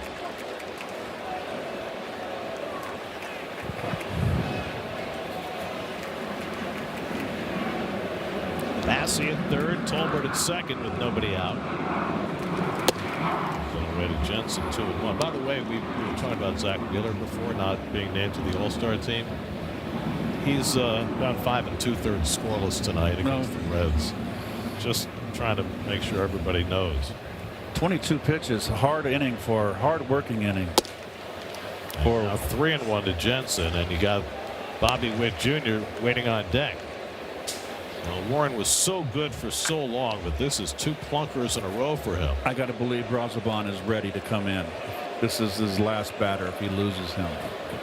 Or even if he doesn't. Jensen bounced it foul, 3-2. night when the Mets bullpen is really stretched. All of their prime guys, Weaver, Williams, Raley, have worked 2 days in a row. Andy Green hinted that somebody might work 3 days in a row tonight. We'll see. Nobody's done that this year. Johnson fouls him off, at least for the Mets. No Met reliever has worked 3 days in a row this season. Oh, I just looked out on the field here and I noticed Ewing loves to play a little shallow center field, doesn't he? Always plays a shallow center field. Jensen's got 13 home runs this year.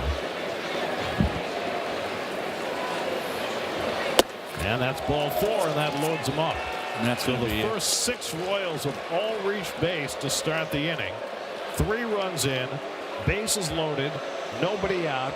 Bobby Witt Jr. coming up, and Huascar Brazoban will be presented with that task as we have a call to the bullpen brought to you by Nissan. Shop NissanUSA.com.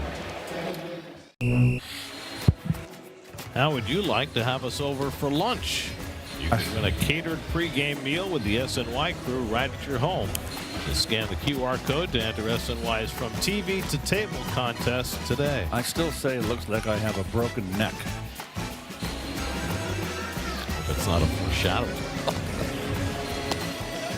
Yeah, knock on wood, right? It's been a busy night at Citi Field. Look at that. Well, you're just kind of tilted to the side. Look at Steve. By the way, we're not coming there in suits and ties. I just want you to know that. Huascar Brazoban presented with an untenable task. Bases loaded, nobody out. Bobby Witt Jr. at the plate. Mets led this game 9-4 when the inning began. Now it's 9-7. Interesting defense on the infield. You've got first base. You've got Young on the cut of the grass. Why? I have no clue.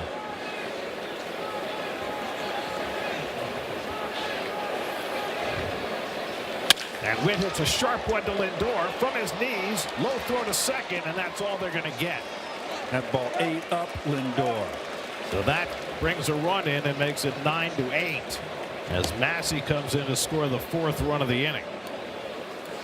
That ball, I mean, Lindor got in front. It just ate him up. It was so quick. Hit so hard, I should say. Smart by Beatty to hang on because Witt's one of the fastest players in the game.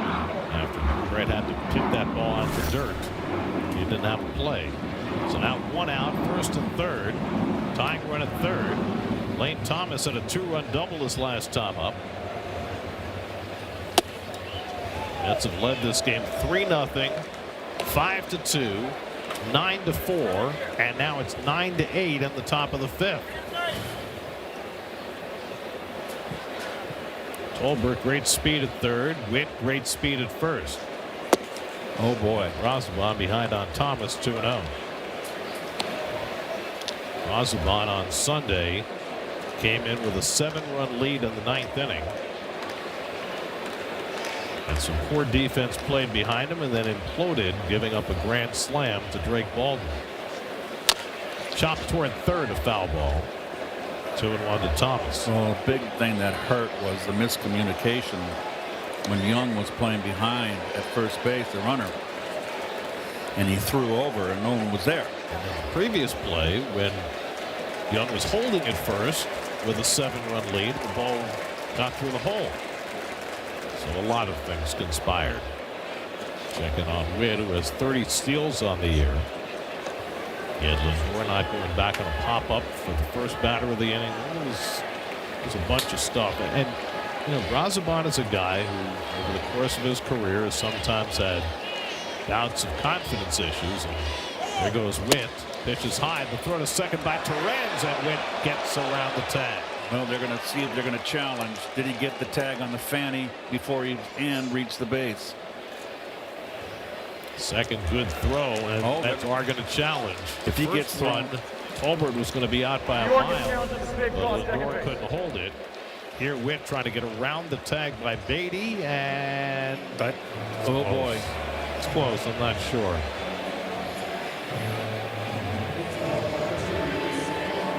I can't tell there. That's going to be a hard one to overturn. Let's see if we can see better here. Still, that's not a good angle. You know, I don't know if you're going to find a good enough angle to overturn it. You know, it was funny, Garrett, just remembering. You can see he went away from the runner. That was a mistake. When you slide head first, you could have. What do you think? Right? They're showing it on the board. I think he's in. They can't overturn this. I'd be shocked. Really hard to tell. Boy, it'd be a gift out for the Mets. It's only been caught stealing 4 times this year. This is a tough one to overturn. If he's safe, it puts the go-ahead run into scoring position with a 3-1 count on Thomas. Okay, let's go. After review, the call on the field is overturned. The runner is out. New York continues the game. Wow. That is not a. Look at Torrenzo. That's just a gift. That's a very unwise time to steal. So it's 2-4 on the caught stealing. Torrens puts another notch in his belt and gives Brazoban a chance to get through the inning with the lead. 3-1 to Thomas, and that's ball 4. Jeez. And so Salvador Perez will come up with runners at first and third. The Royals have really made a lot of mistakes in this game. That is the 6th walk that Met pitchers have given up, in addition to 11 hits. So that's plus a hit batsman. That's 18 base runners inside of 5 innings, and yet the Mets somehow have the lead. Salvador Perez was robbed of a 2-run hit on a diving play by Soto his last time up.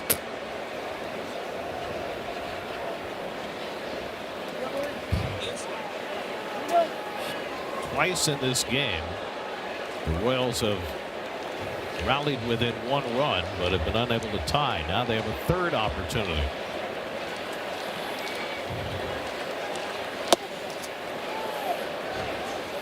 Remember, in the 4th inning on Thomas's double, they held Witt at third base with what would have been the tying run.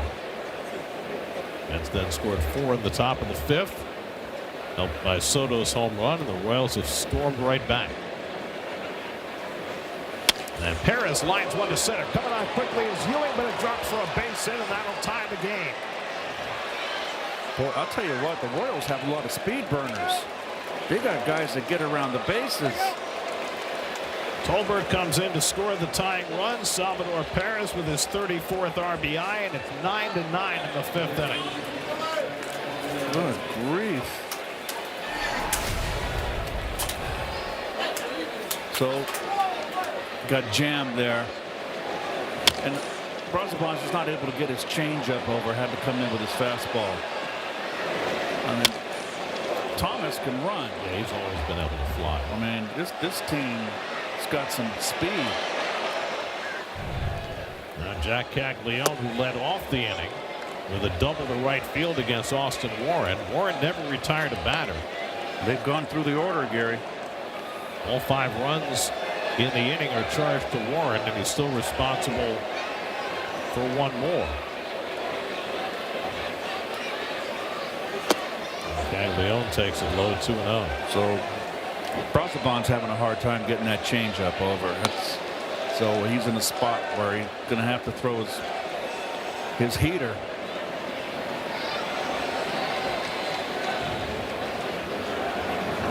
There's a strike with a fastball, 2-1. Royals 9 runs and 12 hits. The Mets 9 runs and 9 hits. Not yet halfway through. Half swing, 2-2.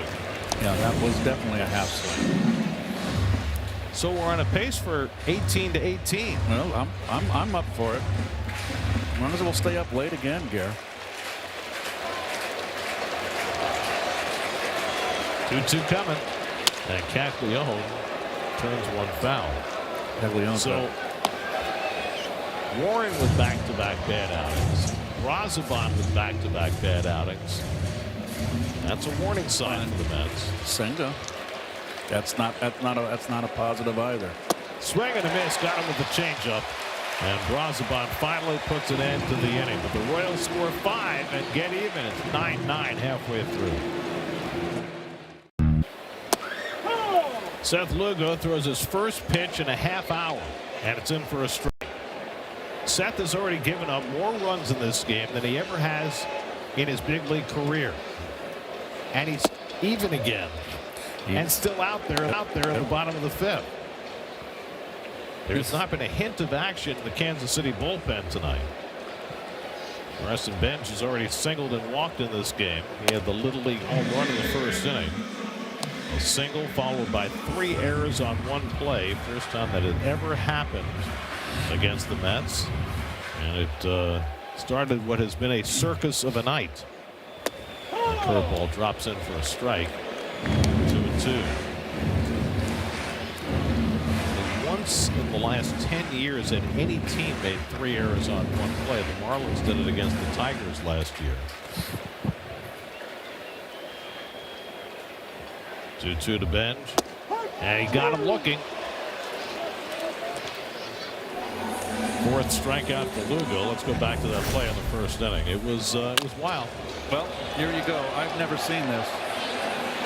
Error 1. Well, I don't know what. Error 3. And Error 5. that is, I've never seen that. Now Jorge Polanco's got lost in the shuffle tonight. His return to action after missing 73 games. He has popped up and struck out. The plan when the Mets signed Polanco was that he was going to be the primary first baseman for the Mets this year, but with the Achilles problems, it's probably not likely that he's going to play a lot of first base. Right now, for the moment, he is strictly a DH. 3 pitches up and away for Lugo might be signs of him getting a little tired.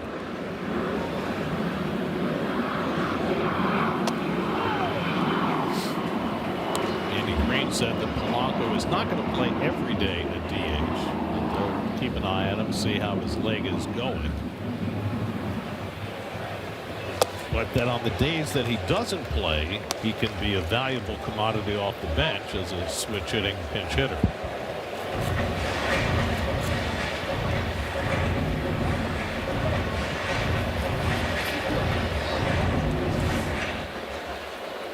Ran 2 to Polanco with Jared Young on deck. And Polanco with a late swing foul. Jorge just turned 33 on Sunday. Started out as a shortstop with the Twins. Last year DH'd quite a bit for Seattle. Golfs that one foul. Lugo has thrown as many as 103 pitches in a start this year. There is nobody up in the Kansas City bullpen. 8th pitch of the at bat coming to Polanco. And he cracks one to deep right field, right down the line. That ball is out of here. Jorge Polanco, welcome back. 73 games on the sidelines, and that's what the Mets have missed. He gives the Mets the lead with a long home run into the second deck. His second home run of the season, and it's 10-9 New York. Wow.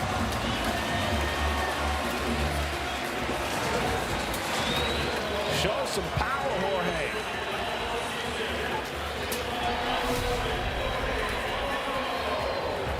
Oh boy. The call on the field was a home run. This is a crew chief review. That's a foul ball. That's a foul ball. What the Chinese umpire? Wow. The first base umpire Tyler Jones emphatically signaled fair ball. What is wrong But with it you looks like guys? this one's going to come off the board. That ball did not appear to clip the foul pole, and it definitely went to the right of it. And so they'll review it. Jeez, Bill Miller and Todd Tishner are the crew chiefs in the replay center. Did it nick the pole? Nope. That's a foul ball. gosh. What's going on? So Polanco's going to have to come back and do it all over again. Oh, The call on the field is overturned. Foul ball. that's embarrassing.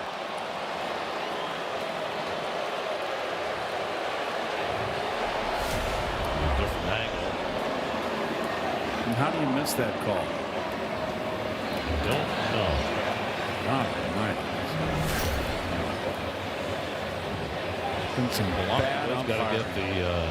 get the helmet back on, get the sleeve back on, get the batting gloves back on. That ball is down and in. Can you imagine if he does it again and hits it fair? That would be nice. I remember the game Rusty hit a couple home runs foul and pinch hitting, and then the third time he hit it out. Finally have some action up in the Kansas City bullpen. And left-hander throwing. And that's ball 4, so Polanco will take a walk instead. Second walk given up by Lugo. Daniel Lynch up in the bullpen for Kansas City. And that bullpen, as you remember, in the open, collectively an ERA over 5.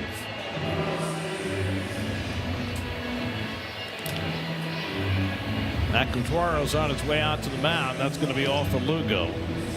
Lynch was not up for very long, but he'll come in to face Jared Young. Mets have a big left right-handed bench. We'll see if they use it. 9-9 in the 5th. We'll be right back.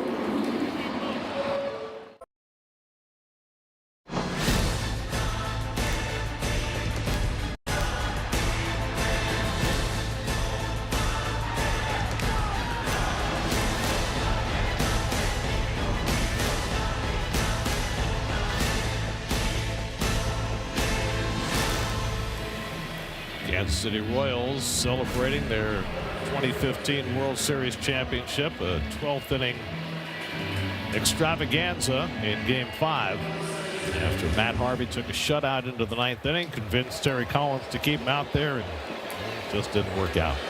Daniel Lynch, the 4th, is on to pitch. The 4th. There's 4 of them. Now, I'm not quite familiar with the first 3, but he's a University of Virginia product. Jared Young stays in to face him and drops down a bunt. It goes foul. I think Oral Hershiser, if I'm not mistaken, was Oral Hershiser the 4th. I don't remember. And I think, if I'm not mistaken, and I'm going to have Dave look it up, that Oral has a son who is Oral the 5th. Well, it's a family tradition. I guess. Where does it end? Is it King Henry VIII? Until someone burns out the line. I'm not sure exactly what that means, but here's Jared Young swinging and fouling one back, 1-2. I'm sorry, what does burn out the line mean? Well, guess what? My daughters don't have any kids. Right. My brother, As Young lines one to center, and Thomas makes a sliding grab. Beautifully done by Lane Thomas. And that's the second out. nice play.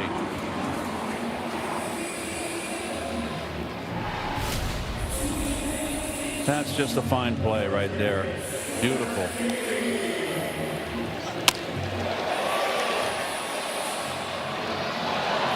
Soto made a diving catch in left field for the Mets, and now Thomas a sliding grab for the Royals. 2 out. Polanco still at first. Here's Brett Beatty. And he cracks one to deep right field. Back goes Tolbert to the warning track. Back at the wall. And he has enough room to make the catch. Geez, this game is just full of fireworks. Bonkers. It's bonkers. Tolbert genuflecting as he catches this ball. Like Cleon Jones.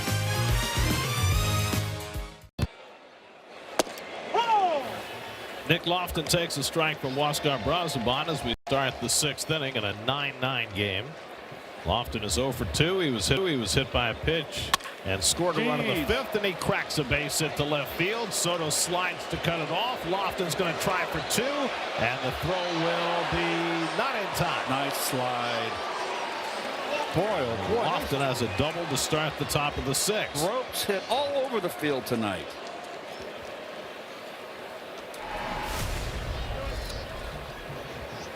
I mean, these two teams are 50-loss teams, and they're looking like they're in upper division ball clubs. Royals in the last 13+ innings have 35 hits. They broke out yesterday for 15 runs against the Phillies, and they have kept it going tonight. They were down by 5 runs when they came to bat in the 5th. Now they've got the go-ahead run in scoring position. Well, they've got a lot of speed. Isaac Collins has an RBI double in this game. He squares to bunt. I'm not sure if I'd be bunting in this game. I don't want to give away at bats. Well, you've drawn the corner infielders in.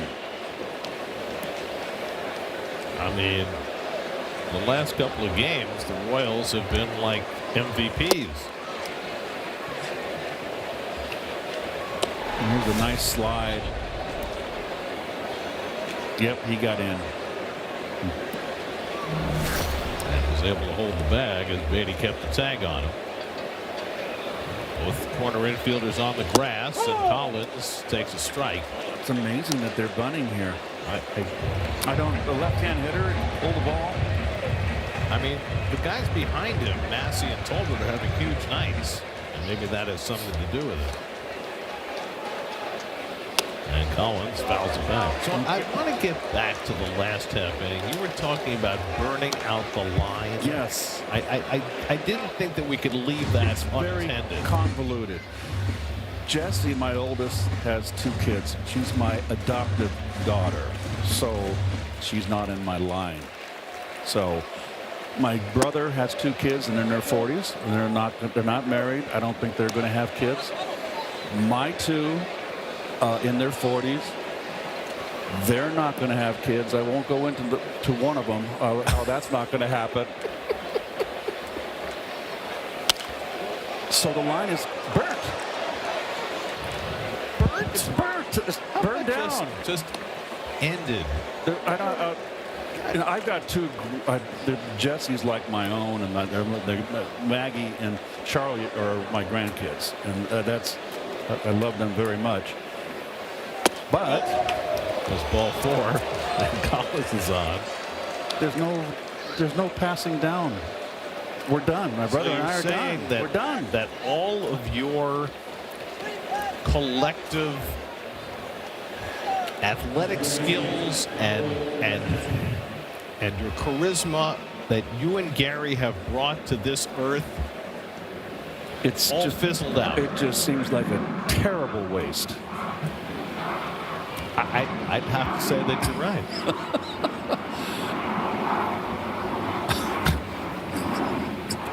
Now the Mets look for the bunt from Massey, who's already 2 for 2 and a walk, and he takes a strike, not bunting.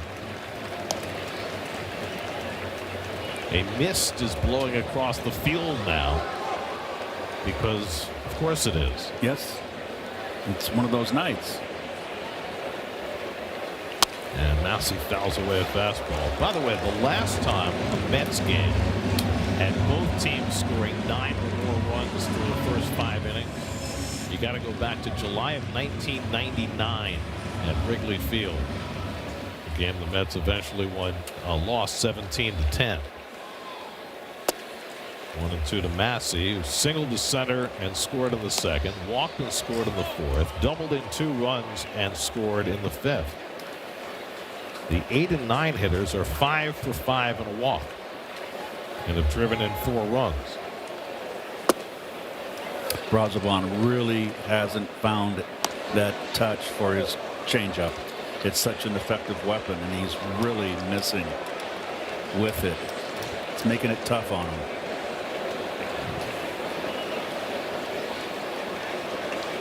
And Massey goes down swinging. And that is a big first out for Brazovan in the 6th. Doesn't advance the runner. That ball was 6 inches inside, too. And now the guy has suddenly become the best hitter on the planet, Tyler Tolbert.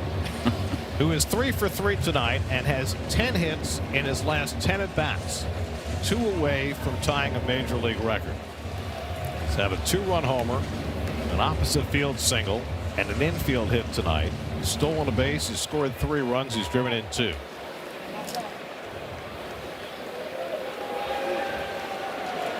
Bichette remains even with the bag because Tolbert is always a threat to bunt. But the way he's swinging the bat right now, and we're going to get challenged by Torrens. Mets are down to their final challenge. I think it's low. Oh, nipped it. Just Right, New nicked York the down bottom one of the down zone. well.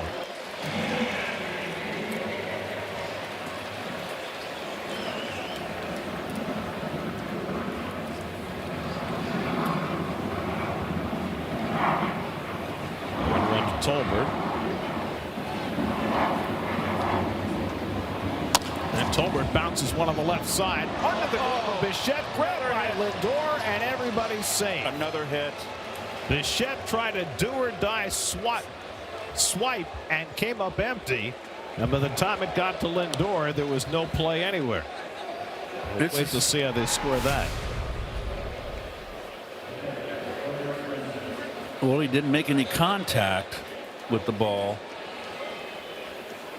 I think it's a hit, Gary. Would you give it a hit? I'm not sure. It's kind of a tweener. It's definitely a home book hit. Well, this isn't. That's in their home. It's home. Bases loaded, 1 out.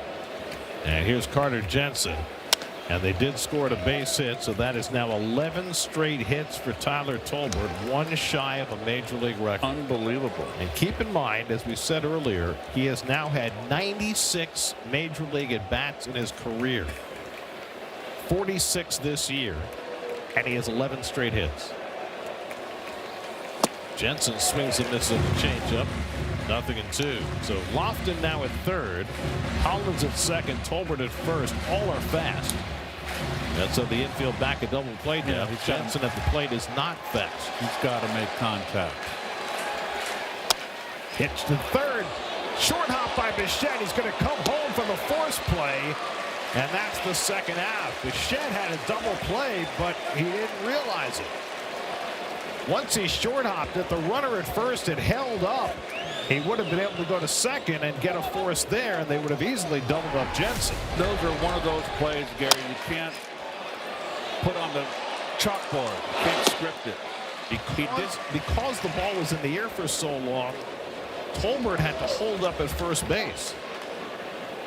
Definitely. Everybody had to hold on the bases. So he would have had an easy double play if he went to second. Instead, the inning continues for Bobby Witt. This is just one crazy, crazy game. So the 5-2 fielder's choice erased Lofton. Collins now the go-ahead run at third. Tolbert at second, and Jensen at first. Witt is 1 for 3 and a walk.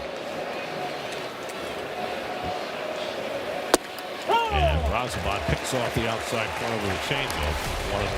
1-1. Watch all the runners, folks. They all had to freeze. You go to second. That's an easy double play.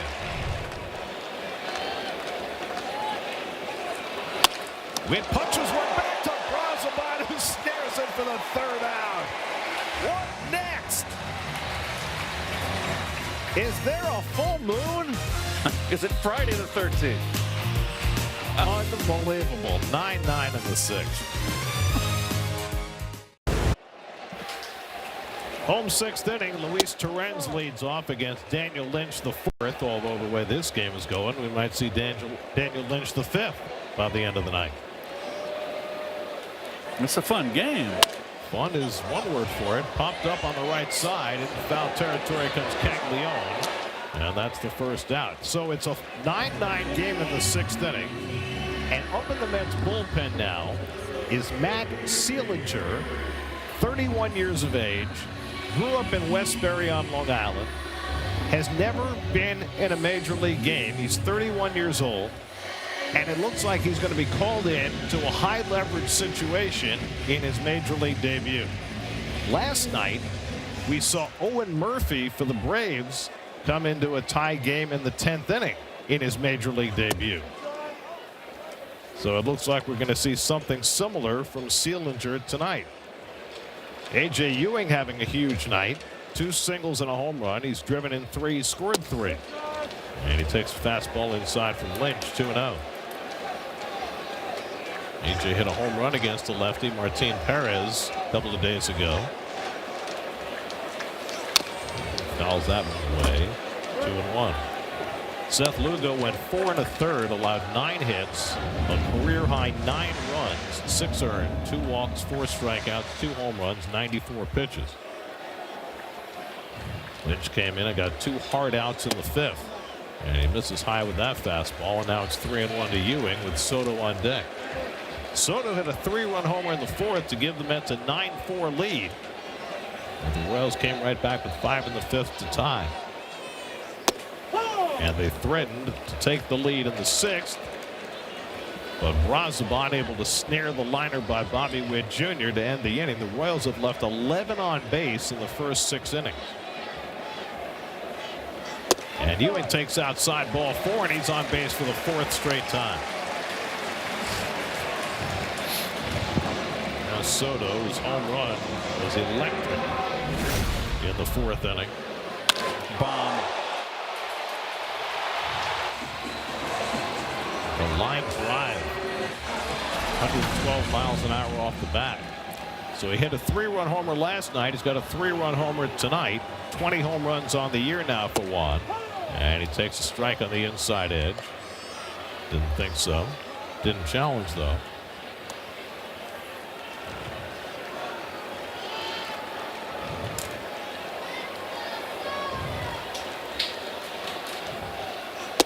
Soto now has 49 runs batted in, 1 behind Bichette for the club lead.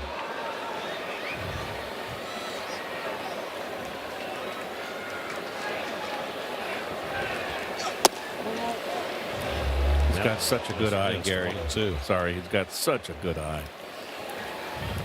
Well, it's a big night for offense. The Pirates beat the Braves tonight 12-4. So they finally win a Paul Skeens start. But the big story there, Ryan O'Hearn for the Pirates, 3 home runs, 10 RBIs. No Pirate had ever had a 10 RBI game before Ryan O'Hearn tonight. Soto clubs one out to right field. I don't know how he even made contact on that. He chased that high one. Tolbert makes the catch, 2 out. That ball was up in his eyes. Well, everything was away that at bat, and he came up and in, tied him up, almost got the barrel, almost got it there.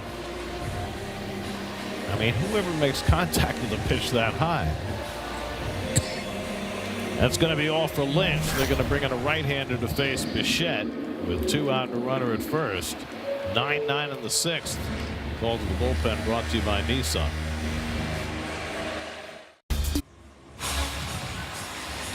Veteran right-hander John Schreiber comes on to pitch for the Royals. Well, he's got a good ERA, a bullpen that has been much maligned, has been a big weakness in this club, but it looks like that ERA is pretty sparkling. Schreiber in his 3rd year with the Royals after stints in Detroit and Boston. Well, Bichette is 0 for 7 in his career against Schreiber. Ewing at first with 2 out. And Bo taking all the way, a fastball strike.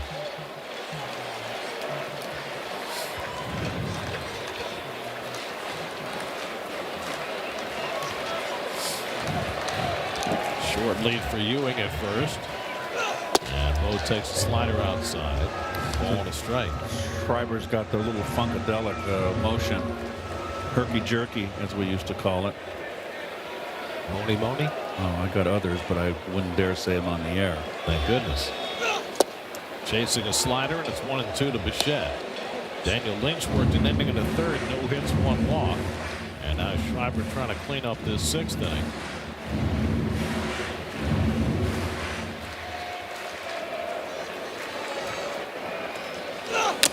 Oh boy, able to get a piece of that high fastball and stay alive. Like Monica Seles on the tennis court, big runner, the pitcher.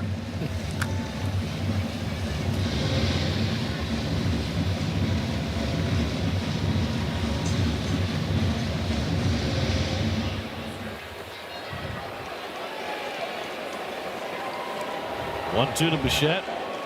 Both fouls back, another one off the mask of Jensen and back.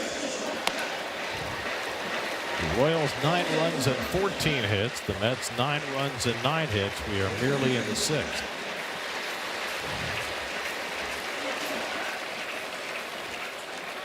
It's been playing some high-scoring games the last few days. Oh, he hung one there. Got away with it. These are the kind of motions I didn't like, Garrett. Guys that were herky-jerky, nothing fluid. You had to really tough to pick up. You had to wait that split second longer with that ball out of the hand. Ewing takes off. The throw by Jensen is a good one, and he's out. What a throw!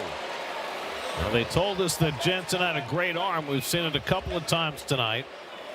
Benj was able to steal a base in the 3rd, but Ewing is caught stealing to end the 6th. The Mets, though, are going to challenge the out call at second base. Mets are challenging the call.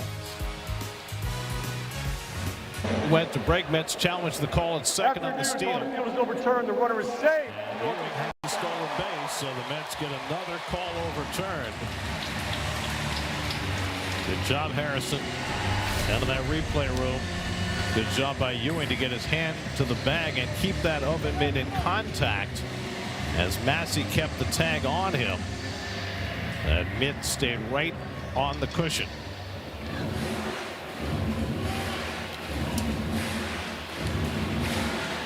So the go-ahead run in scoring position, a 2-2 count to Bichette. And Bichette lines one to right field, but moving back is Tolbert to make the grab, and that retires the side. Now we can go to break, knowing that the inning is actually over. Oh, we'll get all those commercials in. Mets 9, Royals 9.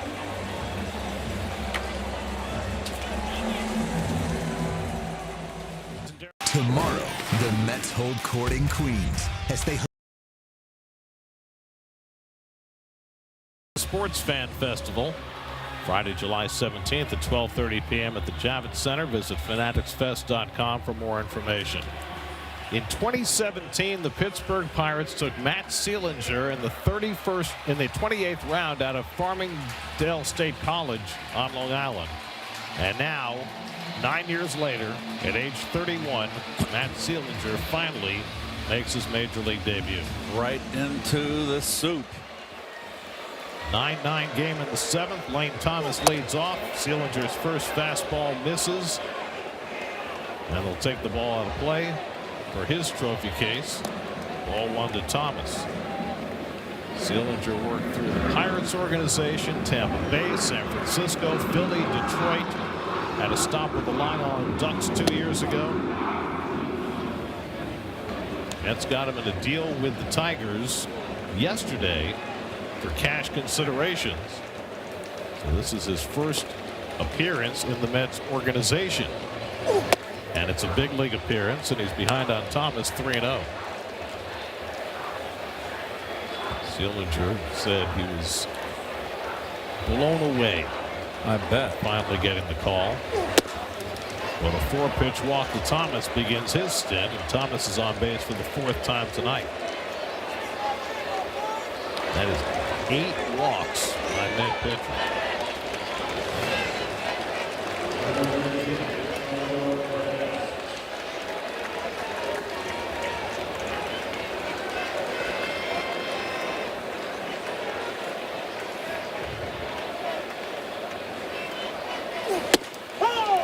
Salvador Perez takes Seelinger's first strike.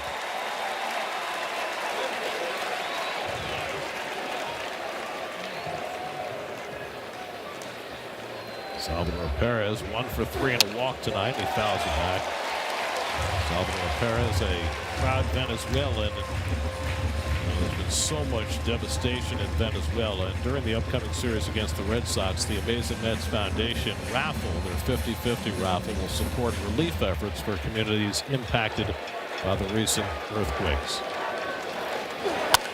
Lofted in the air to deep left center. Back goes Soto to the warning track near the wall, and it's off the fence.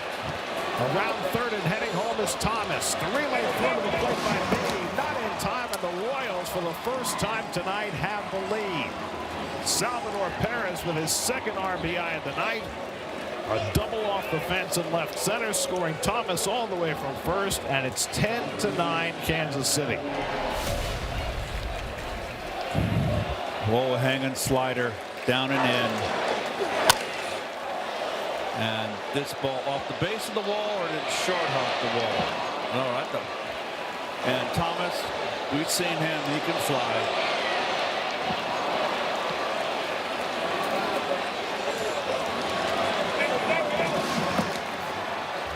Welcome to the big leagues for Matt Seelinger.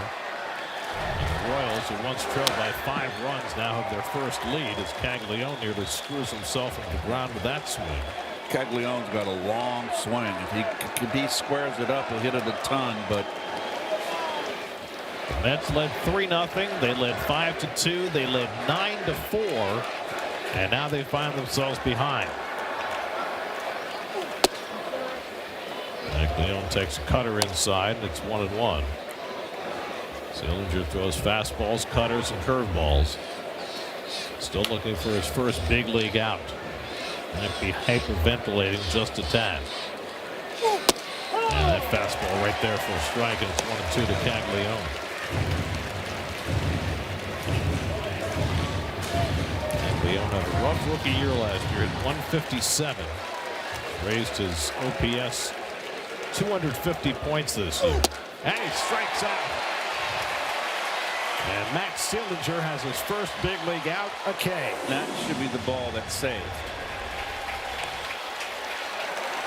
So now, getting his feet wet. He said before the game today that half of Long Island would be in the stands tonight. And judging by the reaction to that strikeout, he might be right. Again, the Royals don't get a runner over. Or the runner on second base. And Lofton takes a strike. Lofton has a double. He's also been hit by a pitch, 1 for 3. Ball down, a ball and a strike. Nice block. Torrens is solid back there. Really an asset to this ball club.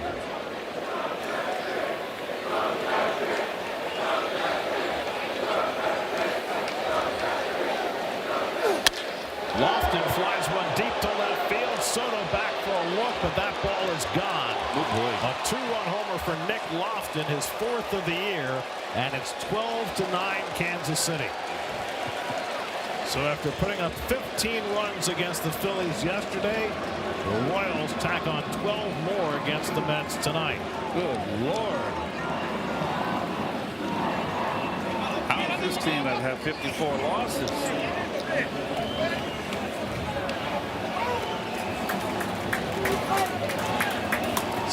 Hits now for Kansas City, their second home run of the night. And the 2 home runs have come from 2 guys who had a total of 4 coming into the night. Colbert and now Lofton. Now with a short bullpen. Fastball. Roll boy. Belt high middle.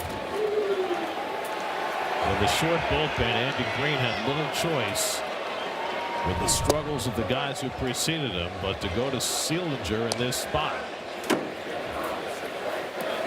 And much like we saw with Owen Murphy in his big league debut last night, it's tough to put a first-time pitcher in that kind of spot. But Senga gave up 4 runs in 3 innings. Warren gave up 5 runs without retiring a batter. Brazoban gave up 3 hits and 2 walks in 2 innings. And so Seelinger was the next option. Isaac Collins has a double and 2 walks tonight. He's driven in a run.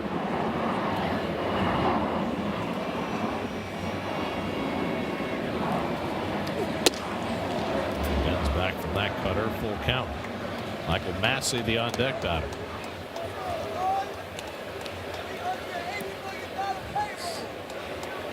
Dream of this moment. but you never dream it's going to be this hard. And Collins lays off ball 4. Now 4 of the first 5 have reached against Seelinger. Gary, did you mention that yesterday's game, the Royals, everybody in the lineup had a hit? Is that what you said? No, I said they scored in every inning. Every inning, that's right. Which hadn't been done in 10 years by any team. Everybody has had a hit so far. 1 through 9 in this Royal order. Here's Michael Massey. Massey has a single, a double, and a walk. He's driven in 2. He's scored 3. There's no safety net behind Matt Seelinger. The Mets bullpen is quiet. I honestly don't know who the next guy they would go to would be. Cianel Perez was the opener tonight. Devin Williams and Brooks Raley and Luke Weaver all worked each of the last 2 days. A.J. Minter pitched yesterday. He's coming back from major surgery, so they don't like to push him. There are not a lot of good choices. 2 balls and a strike to Massey. With Collins at first and 1 out. And a knee-high fastball for a strike. Always in the challenge. I think he might Pitch get balls it. strike to hitter Seattle. I think it missed. It might nip the strike zone low. Well, I should have took a stand. I was right the first time. Each team still has 1 challenge remaining, and that makes the count 3-1 to Massey. There's no wobbling in baseball. Sure there is. This And game that's ball 4. is this game crazy? So the 3rd walk of the inning issued by Seelinger. And this is just one of those situations where a pitcher's going to have to wear it. Oh, I feel for him. I mean, it's hard enough for any pitcher, but for a guy who's waited almost 10 years and is making his big league debut, it's that much harder. You Yes. run to a tie game, and you're just not getting the job done. Now you got the red hot Tolbert up the face. Right, all he's got is 11 straight hits. 4 for 4. If Tolbert gets a hit in this at bat, he would tie a major league record that has been accomplished only 4 times in history. Johnny Kling in 1902 with the Cubs, Pinky Higgins with the Red Sox in 1938, Walt Dropo with the 1952 Tigers, and then Jose Miranda 2024 with Minnesota. Well, here we go. Tolbert had 5 hits yesterday. It's the last time a player had back-to-back 5-hit games. That would be something rarely done as well. That's a hint, Dave. Tolbert has a 2-run homer and 3 singles. The last 2 have been infield hits. And Tolbert with a check swing grounder. In comes Lindor, and he has no play. And Tolbert has tied a major league record with his 12th consecutive base hit. Unbelievable. 2 of them, the last 2 infield hits. That's 3. But you're right. You're living in a tree. Well, his speed has paid off in a major league record tying 12 consecutive hits. Back-to-back 5-for-5 games for the 28-year-old from UAB, Tyler Tolbert. Well, they're in a position right now, the Royals, to blow this game out of the gym. Big cut and a miss by Carter Jensen on a first pitch cutter. 3 hits, 3 walks, 3 runs home in the inning, 3 men on base. Jensen the 8th man up. And Seelinger needs a ground ball in the worst way. Just got a ground ball on a half swing, and it turned into a record-tying performance. Jensen tries to hold. He went around on a curveball, and it's 1-2. Not so sure. Bobby Witt Jr., the on-deck batter. Seelinger about to throw his 30th pitch of this inning. Collins at third, Massey at second, Tolbert at first. And Jensen pops one up in foul ground. And Bichette does not have enough room.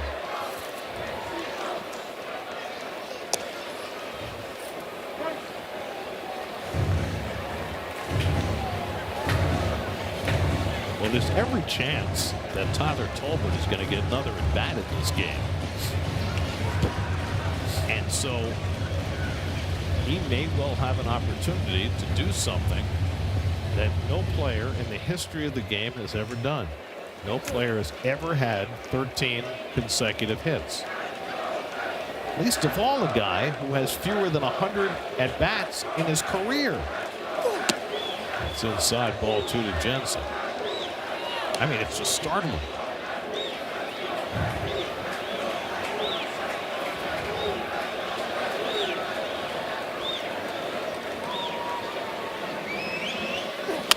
Jensen yanks one foul.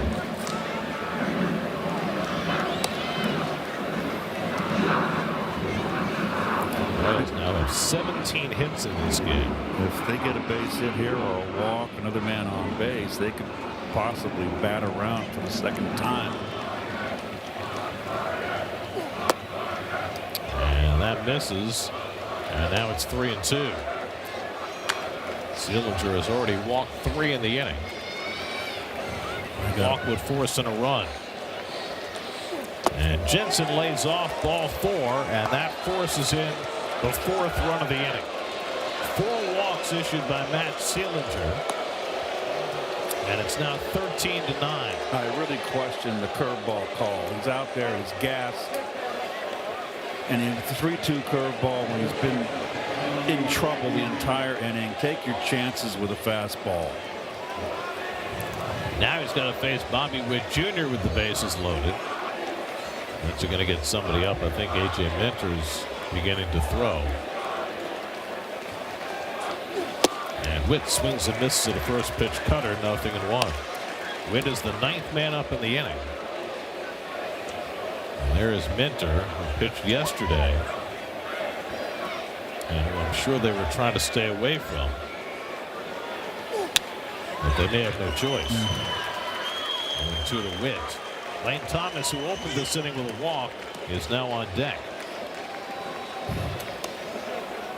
Massey now the runner at third, Tolbert at second, and Jensen at first. Seelinger about to throw his 37th pitch of this 7th inning. And Witt hits a ground ball, a chance for 2. The turn by Beatty.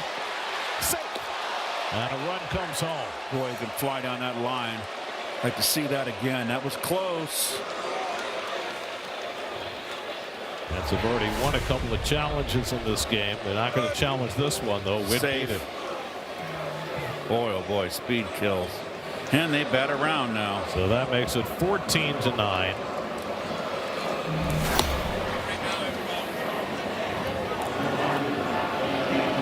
The second 5-run inning of the night for the Royals.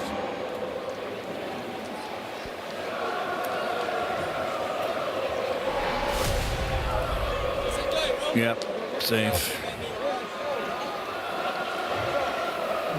The Royals have run off 10 unanswered runs after the Mets had a 9-4 lead, a 5-run 5th, and now a 5-run 7th. And Lane Thomas cracks one toward the left field corner. Now that ball's off the wall. In play. 1 run is in. Witt will score easily. Wow. It's a 2-run double for Lane Thomas. And this is now a 7-run 7th inning for Kansas City. 16-9. This team, as I said, has got speed, but watch Bobby Witt. 2 outs on the crack of the bat.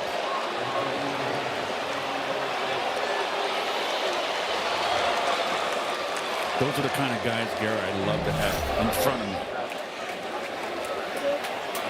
A nightmarish major league debut for Matt Seelinger. As Lane Thomas doubles in 2, and the Royals have scored 7 in the inning. And now Salvador Perez, who drove in the first run in this inning with a double off the wall in left center. You got a feel for Seelinger. He waited so long for this opportunity, and it has blown up on him.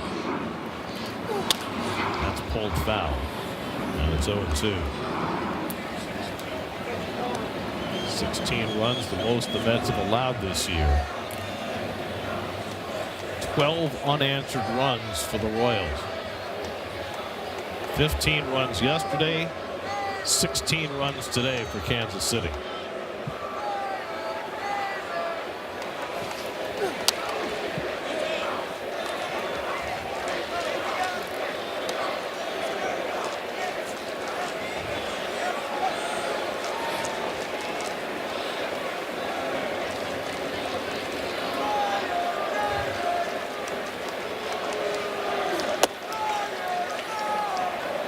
To Perez.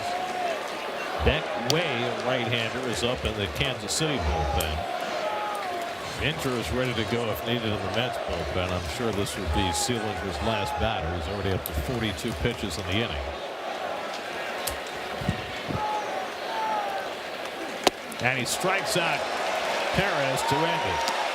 But 11 Royals came to bat and 7 of them score. It is 16-9 Kansas City. Francisco Lindor leads off the home 7th.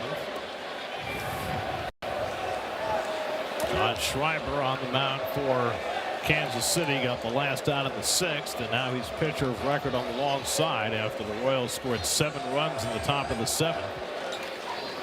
This evening has been crazy enough that you would not fully discount the Mets coming back in this game. No. I mean, normally down by 7 runs in the 7th inning, you figure, well, it's over. But we have seen an absolute carnival tonight. From the 3 errors on 1 play that the Royals committed in the 1st inning, to Kansas City scoring 12 unanswered runs after the Mets had a 5-run lead. Who knows what's left? 2-2 to Lindor. He's 0 for 3 tonight. Benj and Polanco to follow. Tonight, when Seth Lugo gave up more runs than he had in any game in his major league career, he'll get himself a no decision. Lindor taps one to the left side, and Witt has it behind the third baseman Lofton and makes the play. Lofton caught right in front of Witt, and it didn't bother Bobby at all. No, it didn't. Well, you have to feel for Matt Sealinger. 9 years after he was drafted, 31 years old, finally gets his first big league opportunity, brought into a high leverage situation, and you can only imagine how he feels. You just heard him say, "My bad." This game can be cruel. You know, some guys never get a chance. Exactly. He had a big league uniform. He played in a big league game. It's not going to be a fond memory. There will be things that he'll remember from today that he will cherish forever. I think as he gets a bit older, he'll have a laugh about it. I got my butt kicked. Well, there's a lot of comforting in that dugout. Yep. And Justin Willard even got Matt to smile a little bit. So that's the positive that you take out of it if you're Matt Sealinger. And Benj walks on 4 pitches, so he's aboard for the 3rd time tonight.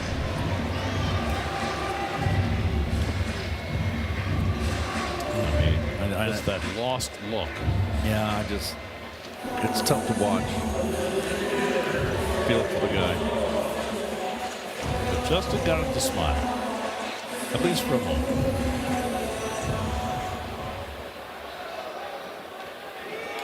So 1 out and 1 on. Here's Polanco, who's 0 for 2 and a walk in his return to action, and he takes a curveball for a strike from Schreiber.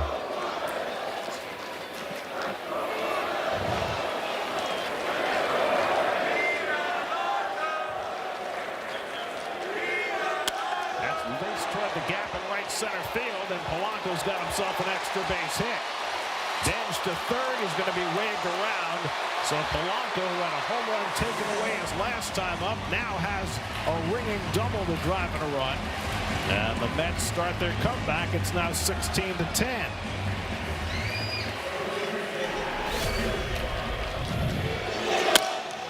He likes that ball down. Left hand hitters all do. And Benj is going to score on this. Nice turn right there. He's kind of a galloper when he runs, isn't he? Jared Young was robbed of a hit last time up by Lane Thomas. So we've seen history tonight with Tyler Tolbert going 5 for 5 to give him 12 straight hits, tying a major league record. And we wonder, since he went 5 for 5 yesterday, who was the last player to have back-to-back 5-hit games. Well, it's only happened twice in major league history before tonight. In 1917, Hy Myers of the Brooklyn Robins had back-to-back 5-hit games.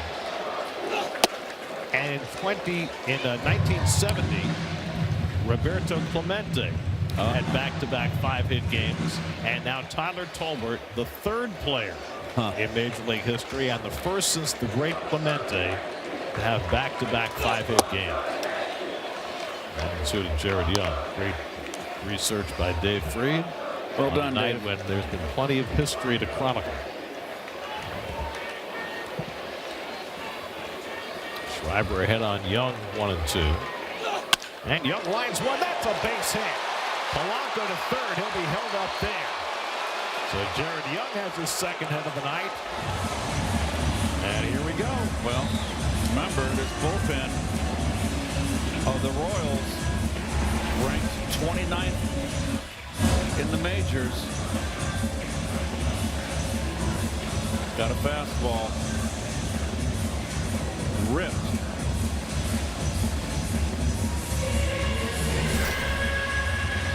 That's going to be it. Matt Cufaro is going to make another pitching change. So Schreiber is out. Beck Way coming in. We'll be right back.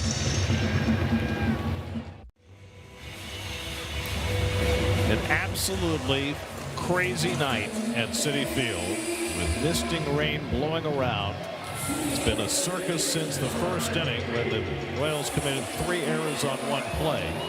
The Royals built a 16-9 lead by scoring 7 runs in the top of the 7th. And Beck Way, yes, I think we're all feeling the same way. Oh, he's looking up to the sky.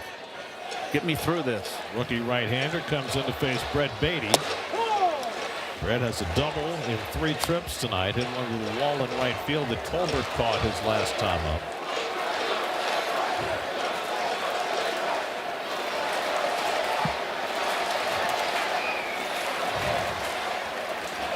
And Beatty tops one foul. 0-2. Beck Way is 26 years old, originally drafted by the Yankees in the 4th round out of junior college in Florida. This is just his 14th big league appearance. He's given up 18 hits and 9 walks in 17 innings. That's a lot of base runners. Young at first with 1 out. Luis Torrens on deck. And Beatty takes a fastball upstairs. 1-2. Royals 16 runs and 18 hits. The Mets 10 runs and 11 hits.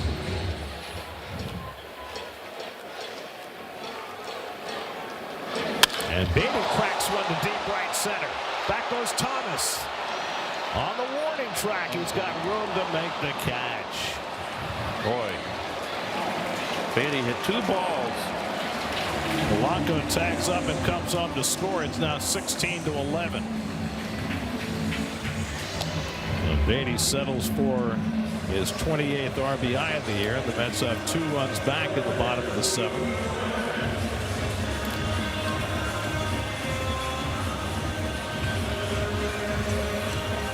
Well,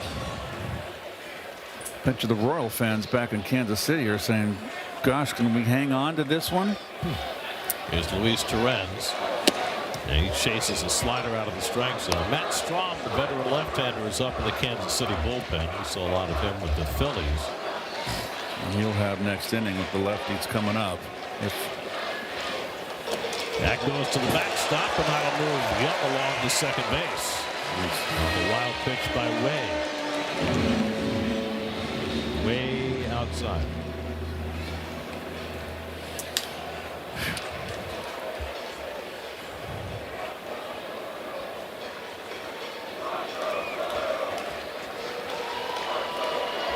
Torrens is 1 for 3 tonight.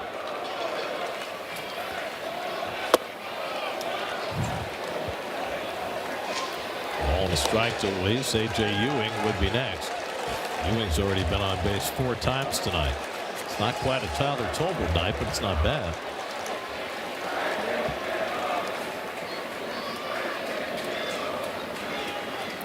Young at second with 2 out. Cutter in the dirt. Jensen manages to keep it in the neighborhood.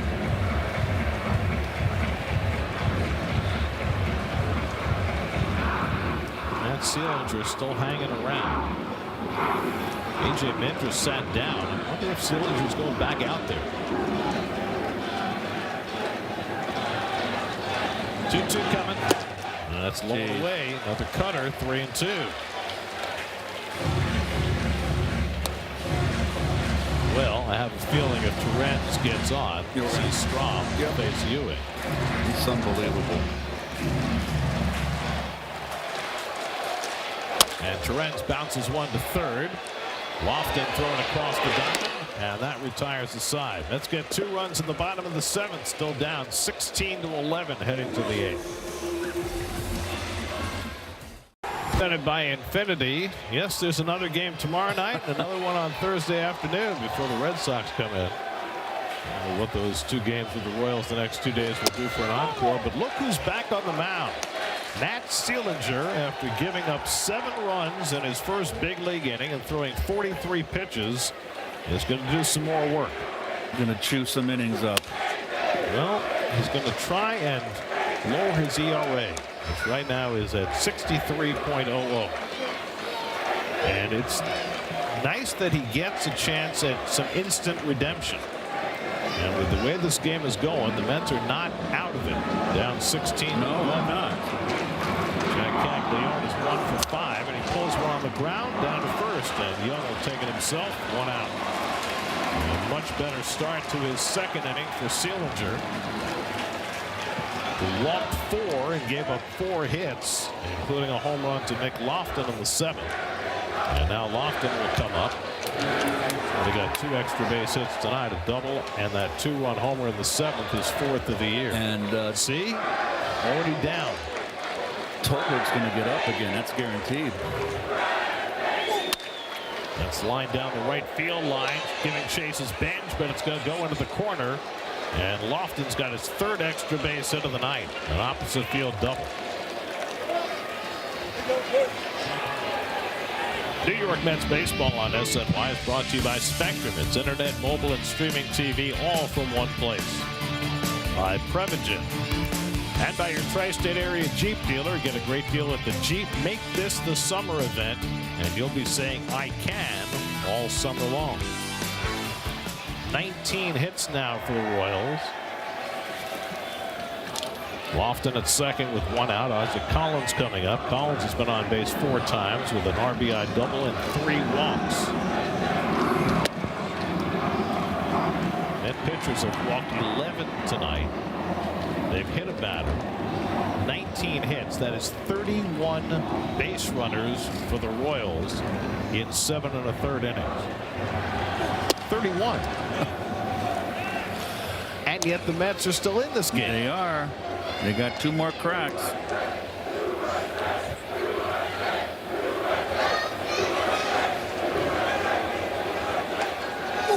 Collins with a big cut of the fastball, and it's 2-1.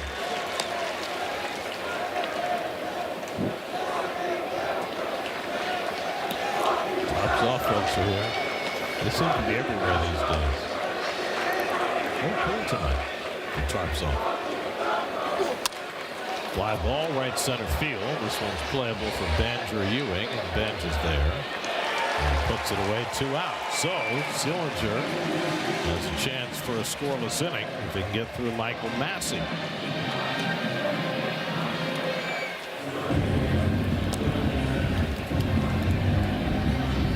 Massey's been on base 4 times, a single, a double, 2 walks.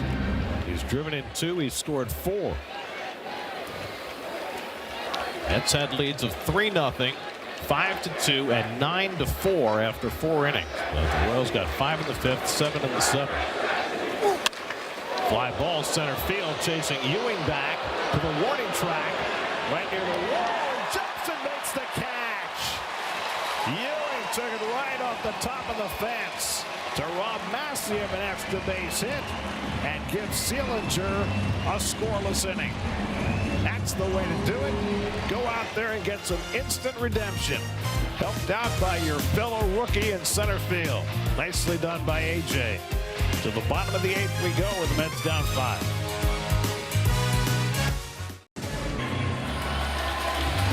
Top of the batting order for the Mets in the bottom of the 8th. A.J. Ewing's a big night.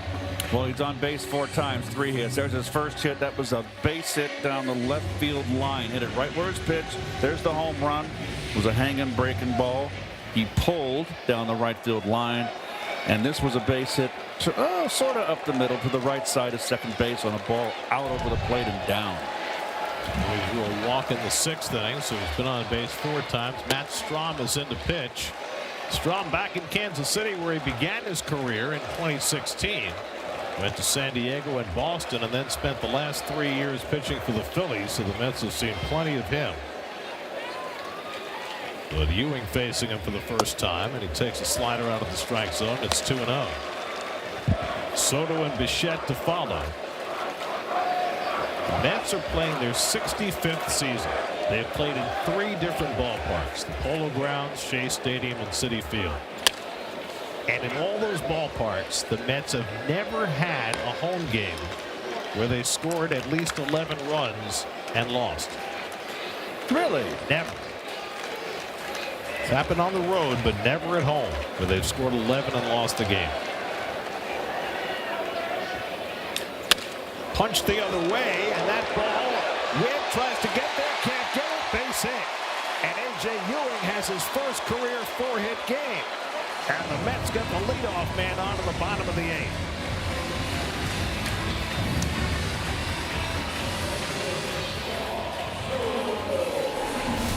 Well, he gets inside out here big time. Up and in fastball, pitcher's pitch. And that is just a bloop. And you'll take it. So Ewing on base 5 times, 4 for 4. His first career 4-hit game, and now here's Juan Soto. He grounds one foul.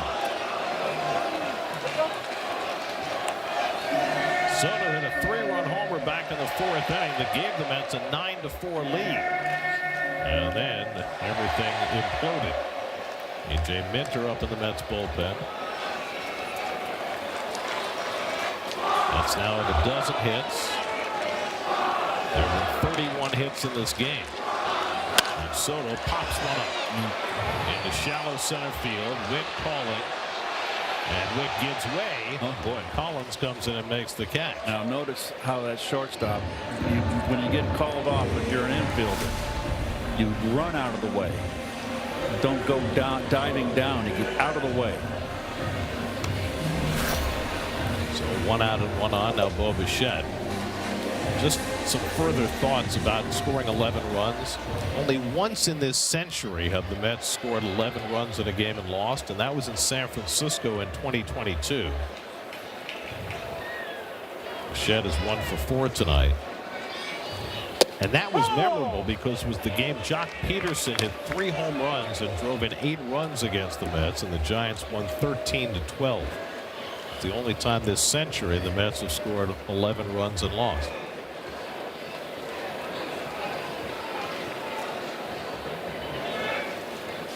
Bichette got tied up on that slider and he went around, and it's 0-2. On to Sports Night comes your way after the post-game show. We'll have the full day in baseball. Oh no, Jalen Brunson. We'll have all the details coming up on How to Sports Night.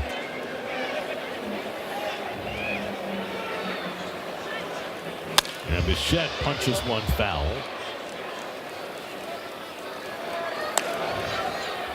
Not Strom, the 5th Kansas City pitcher. Seth Lugo went 4 1/3, gave up 9 runs, 6 earned. Daniel Lynch got 4 outs. John Schreiber gave up 2 runs in 2/3 of an inning. And Beck Way got 2 outs in the 7th.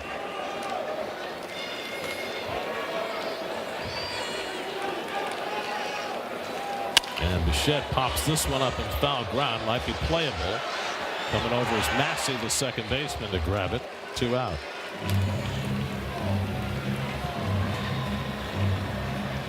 So Ewing still at first with 2 away. And now Francisco Lindor will turn around and bat right-handed for the first time tonight.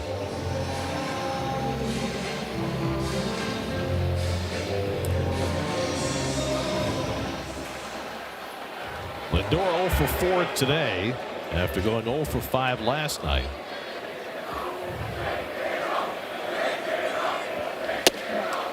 Takes a cutter inside from Strom. Ball 1. Lindor 1 for 5 in his career against Strom.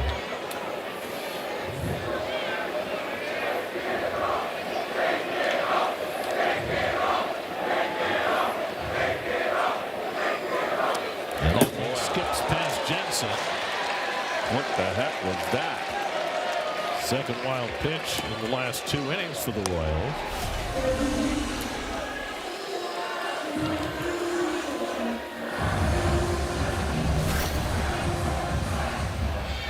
Well, wild is a good way to describe the entire game, not just that pitch. 2-0 to Lindor with Benj on deck. And now ball 3.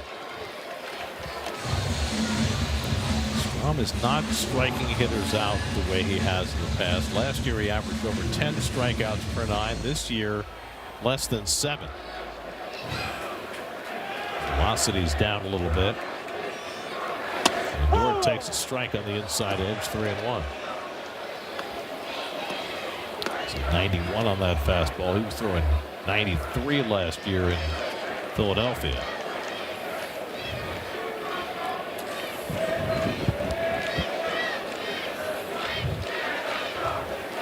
And he comes up and in for ball 4. And the Mets have 2 men on. That's 5 walks for Kansas City pitching tonight. Met pitchers have walked 11.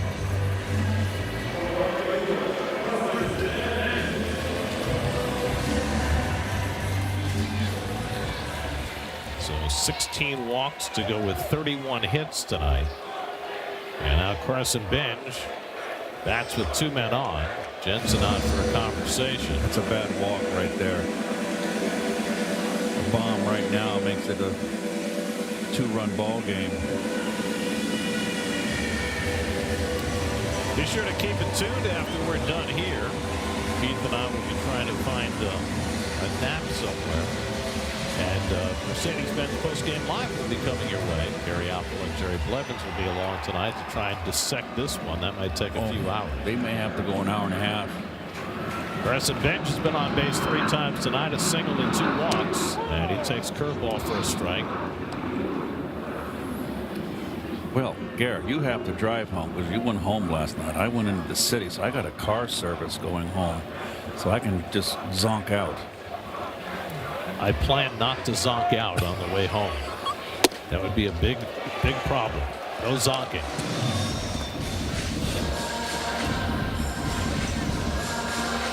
Hey, Al has a longer drive than I do. He flew in this morning.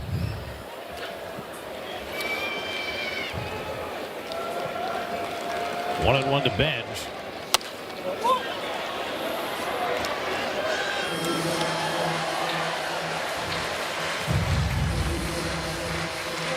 Hi, Al.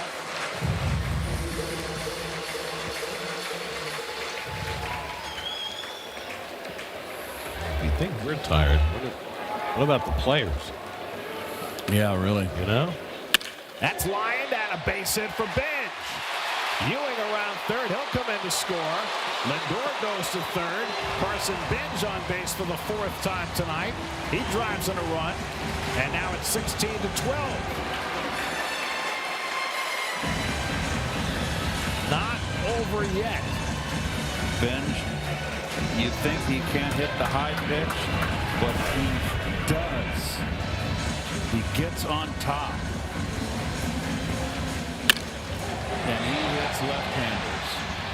So does Ewing. Good Lord.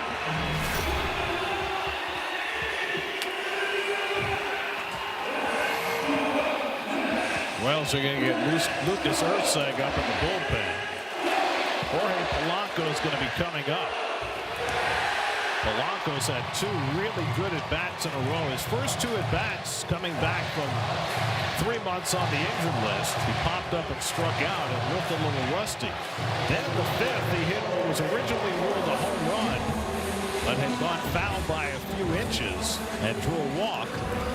And then he crushed a double up the gap in right center in the 7th to drive in a run. Now he'll turn around and bat right-handed for the first time tonight. Lindor at third, Benj at first with 2 down. 1 home in the inning. It's 16-12 Kansas City. And it's outside to Polanco, ball 1. Boy, oh boy. Well, the Royals bullpen has been really bad this year. Yep. And the Mets trying to take advantage.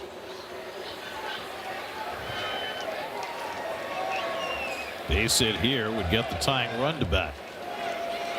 Polanco tried to hold, and he stopped it in time. 2-0.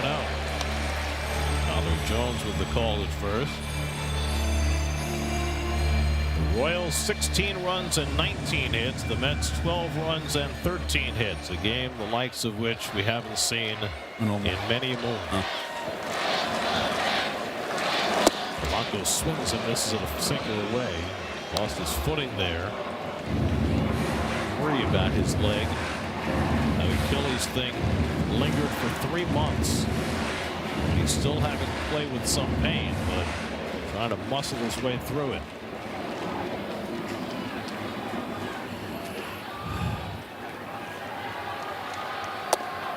Oh man, this is down and in with a slider, and now he's behind 3-1.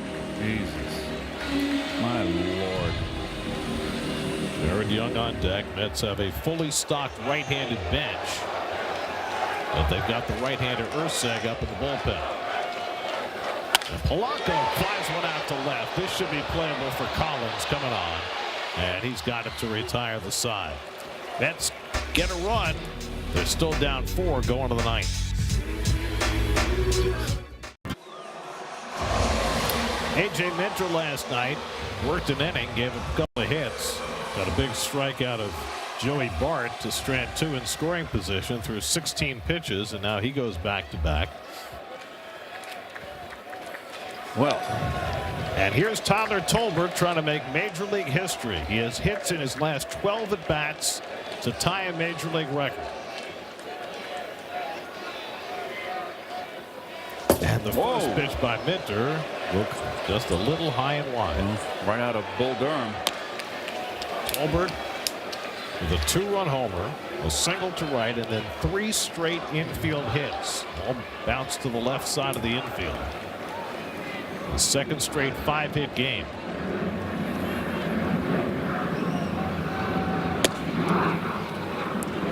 Balls and no strikes.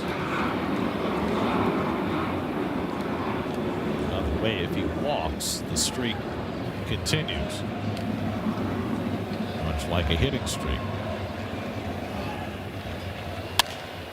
Pops one up down the right field line. This should end the streak.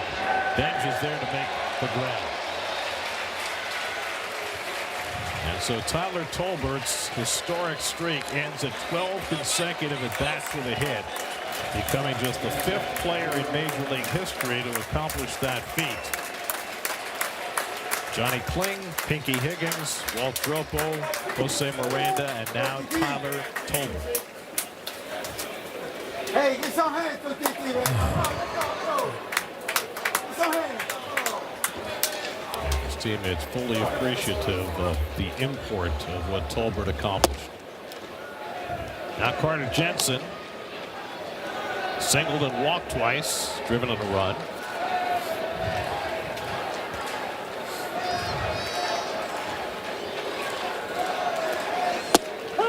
Working back-to-back days for the 3rd time since returning from the lat surgery that kept him out for 13 months.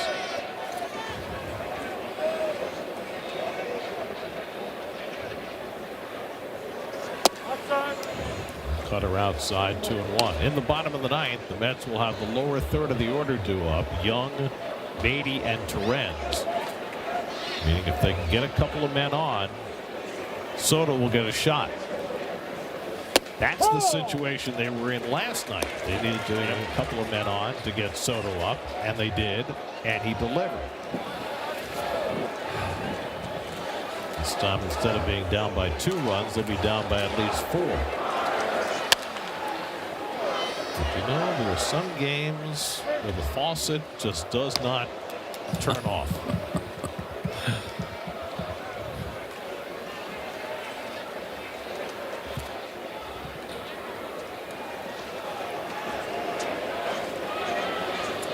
Two and two to Jensen with Witt on deck.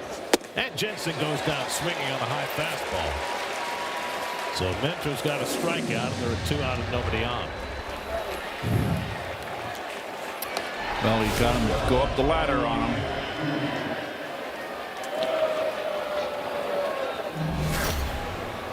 And now Witt, who has gone 1 for 5 tonight, singled back in the first inning, walked in the 4th. Not often he gets 7 plate appearances in a 9-inning game. Rennie Stennett once did. Rennie Stennett's the only player in Major League history to go 7 for 7 in a 9-inning game. Yes, he did it in Candlestick Park against the Giants.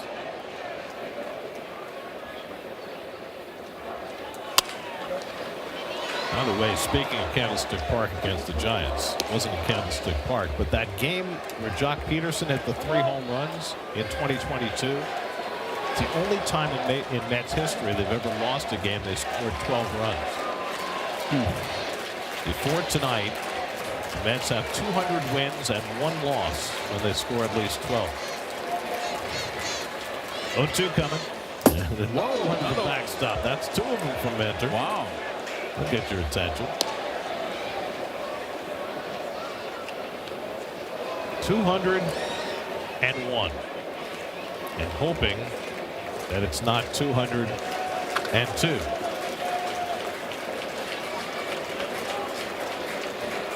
1-2 coming to Witt. Struck him out.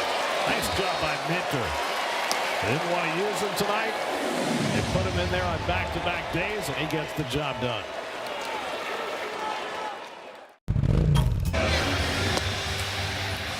Last of the 9th.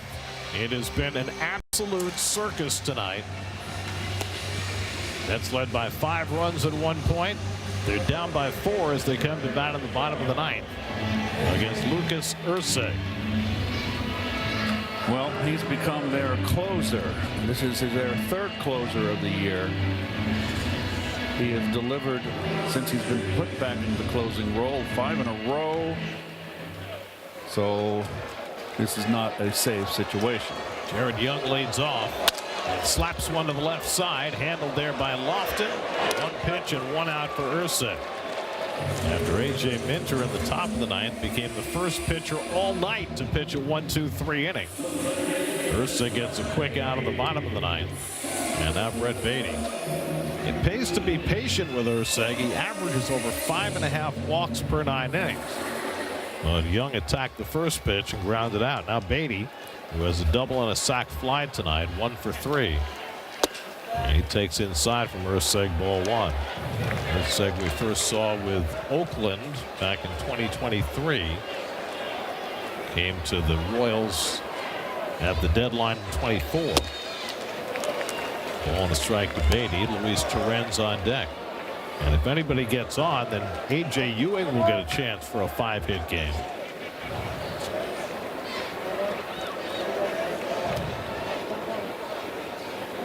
This game began in comical fashion in the first inning with the Royals making 3 errors on 1 play. Fly ball out to left center field. This one's playable for Collins. And just like that, the Mets are down to their final out of the night. Whew. I don't know about you, but I'm exhausted. Well, as I said before, if you think you're exhausted, what do you think about the players? No clue. Played all of last night. Got to bed at 6 in the morning and now played for 3.5 hours tonight. Torrens is 1 for 4. And he breaks his bat, rolls it out to short. Witt with the bare hand play, and he throws him out, and that's how this one ends. For just the 2nd time in their history, the Mets score 12 runs and lose a game. Tyler Tolbert makes history by wrapping out 5 hits for a second straight game, 12 straight to tie a major league record, and an exhausting, wild, crazy 16-12 Kansas City win. Oh, here's the last out right here. The bare hand by the Platinum Glove winner. Started out in the first inning with the Royals making 3 errors on 1 play that cost them 3 unearned runs. I don't know about you, Garrett, but I'm going to go get a good night's sleep, and we're going to get them tomorrow. Game summary is presented by Spectrum. Tyler Tolbert, the story in this game, as the Mets pitching imploded as they let a 5-run lead get away, and the Royals win it by the unlikely score of 16-12. New York Mets baseball on SNY is brought to you by Infinity. Experience their luxury SUVs at your local Infinity retailer today. By Mohegan Sun, beyond your wildest. By Bet365, where winning is everything. And by your local Honda dealers. Contact your local Honda dealer today.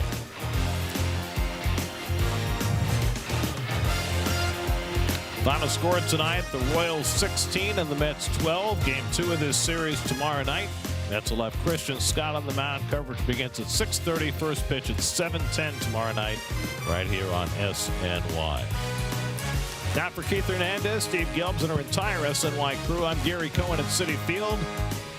Mercedes-Benz post-game live coming up with Gary Apple and Jerry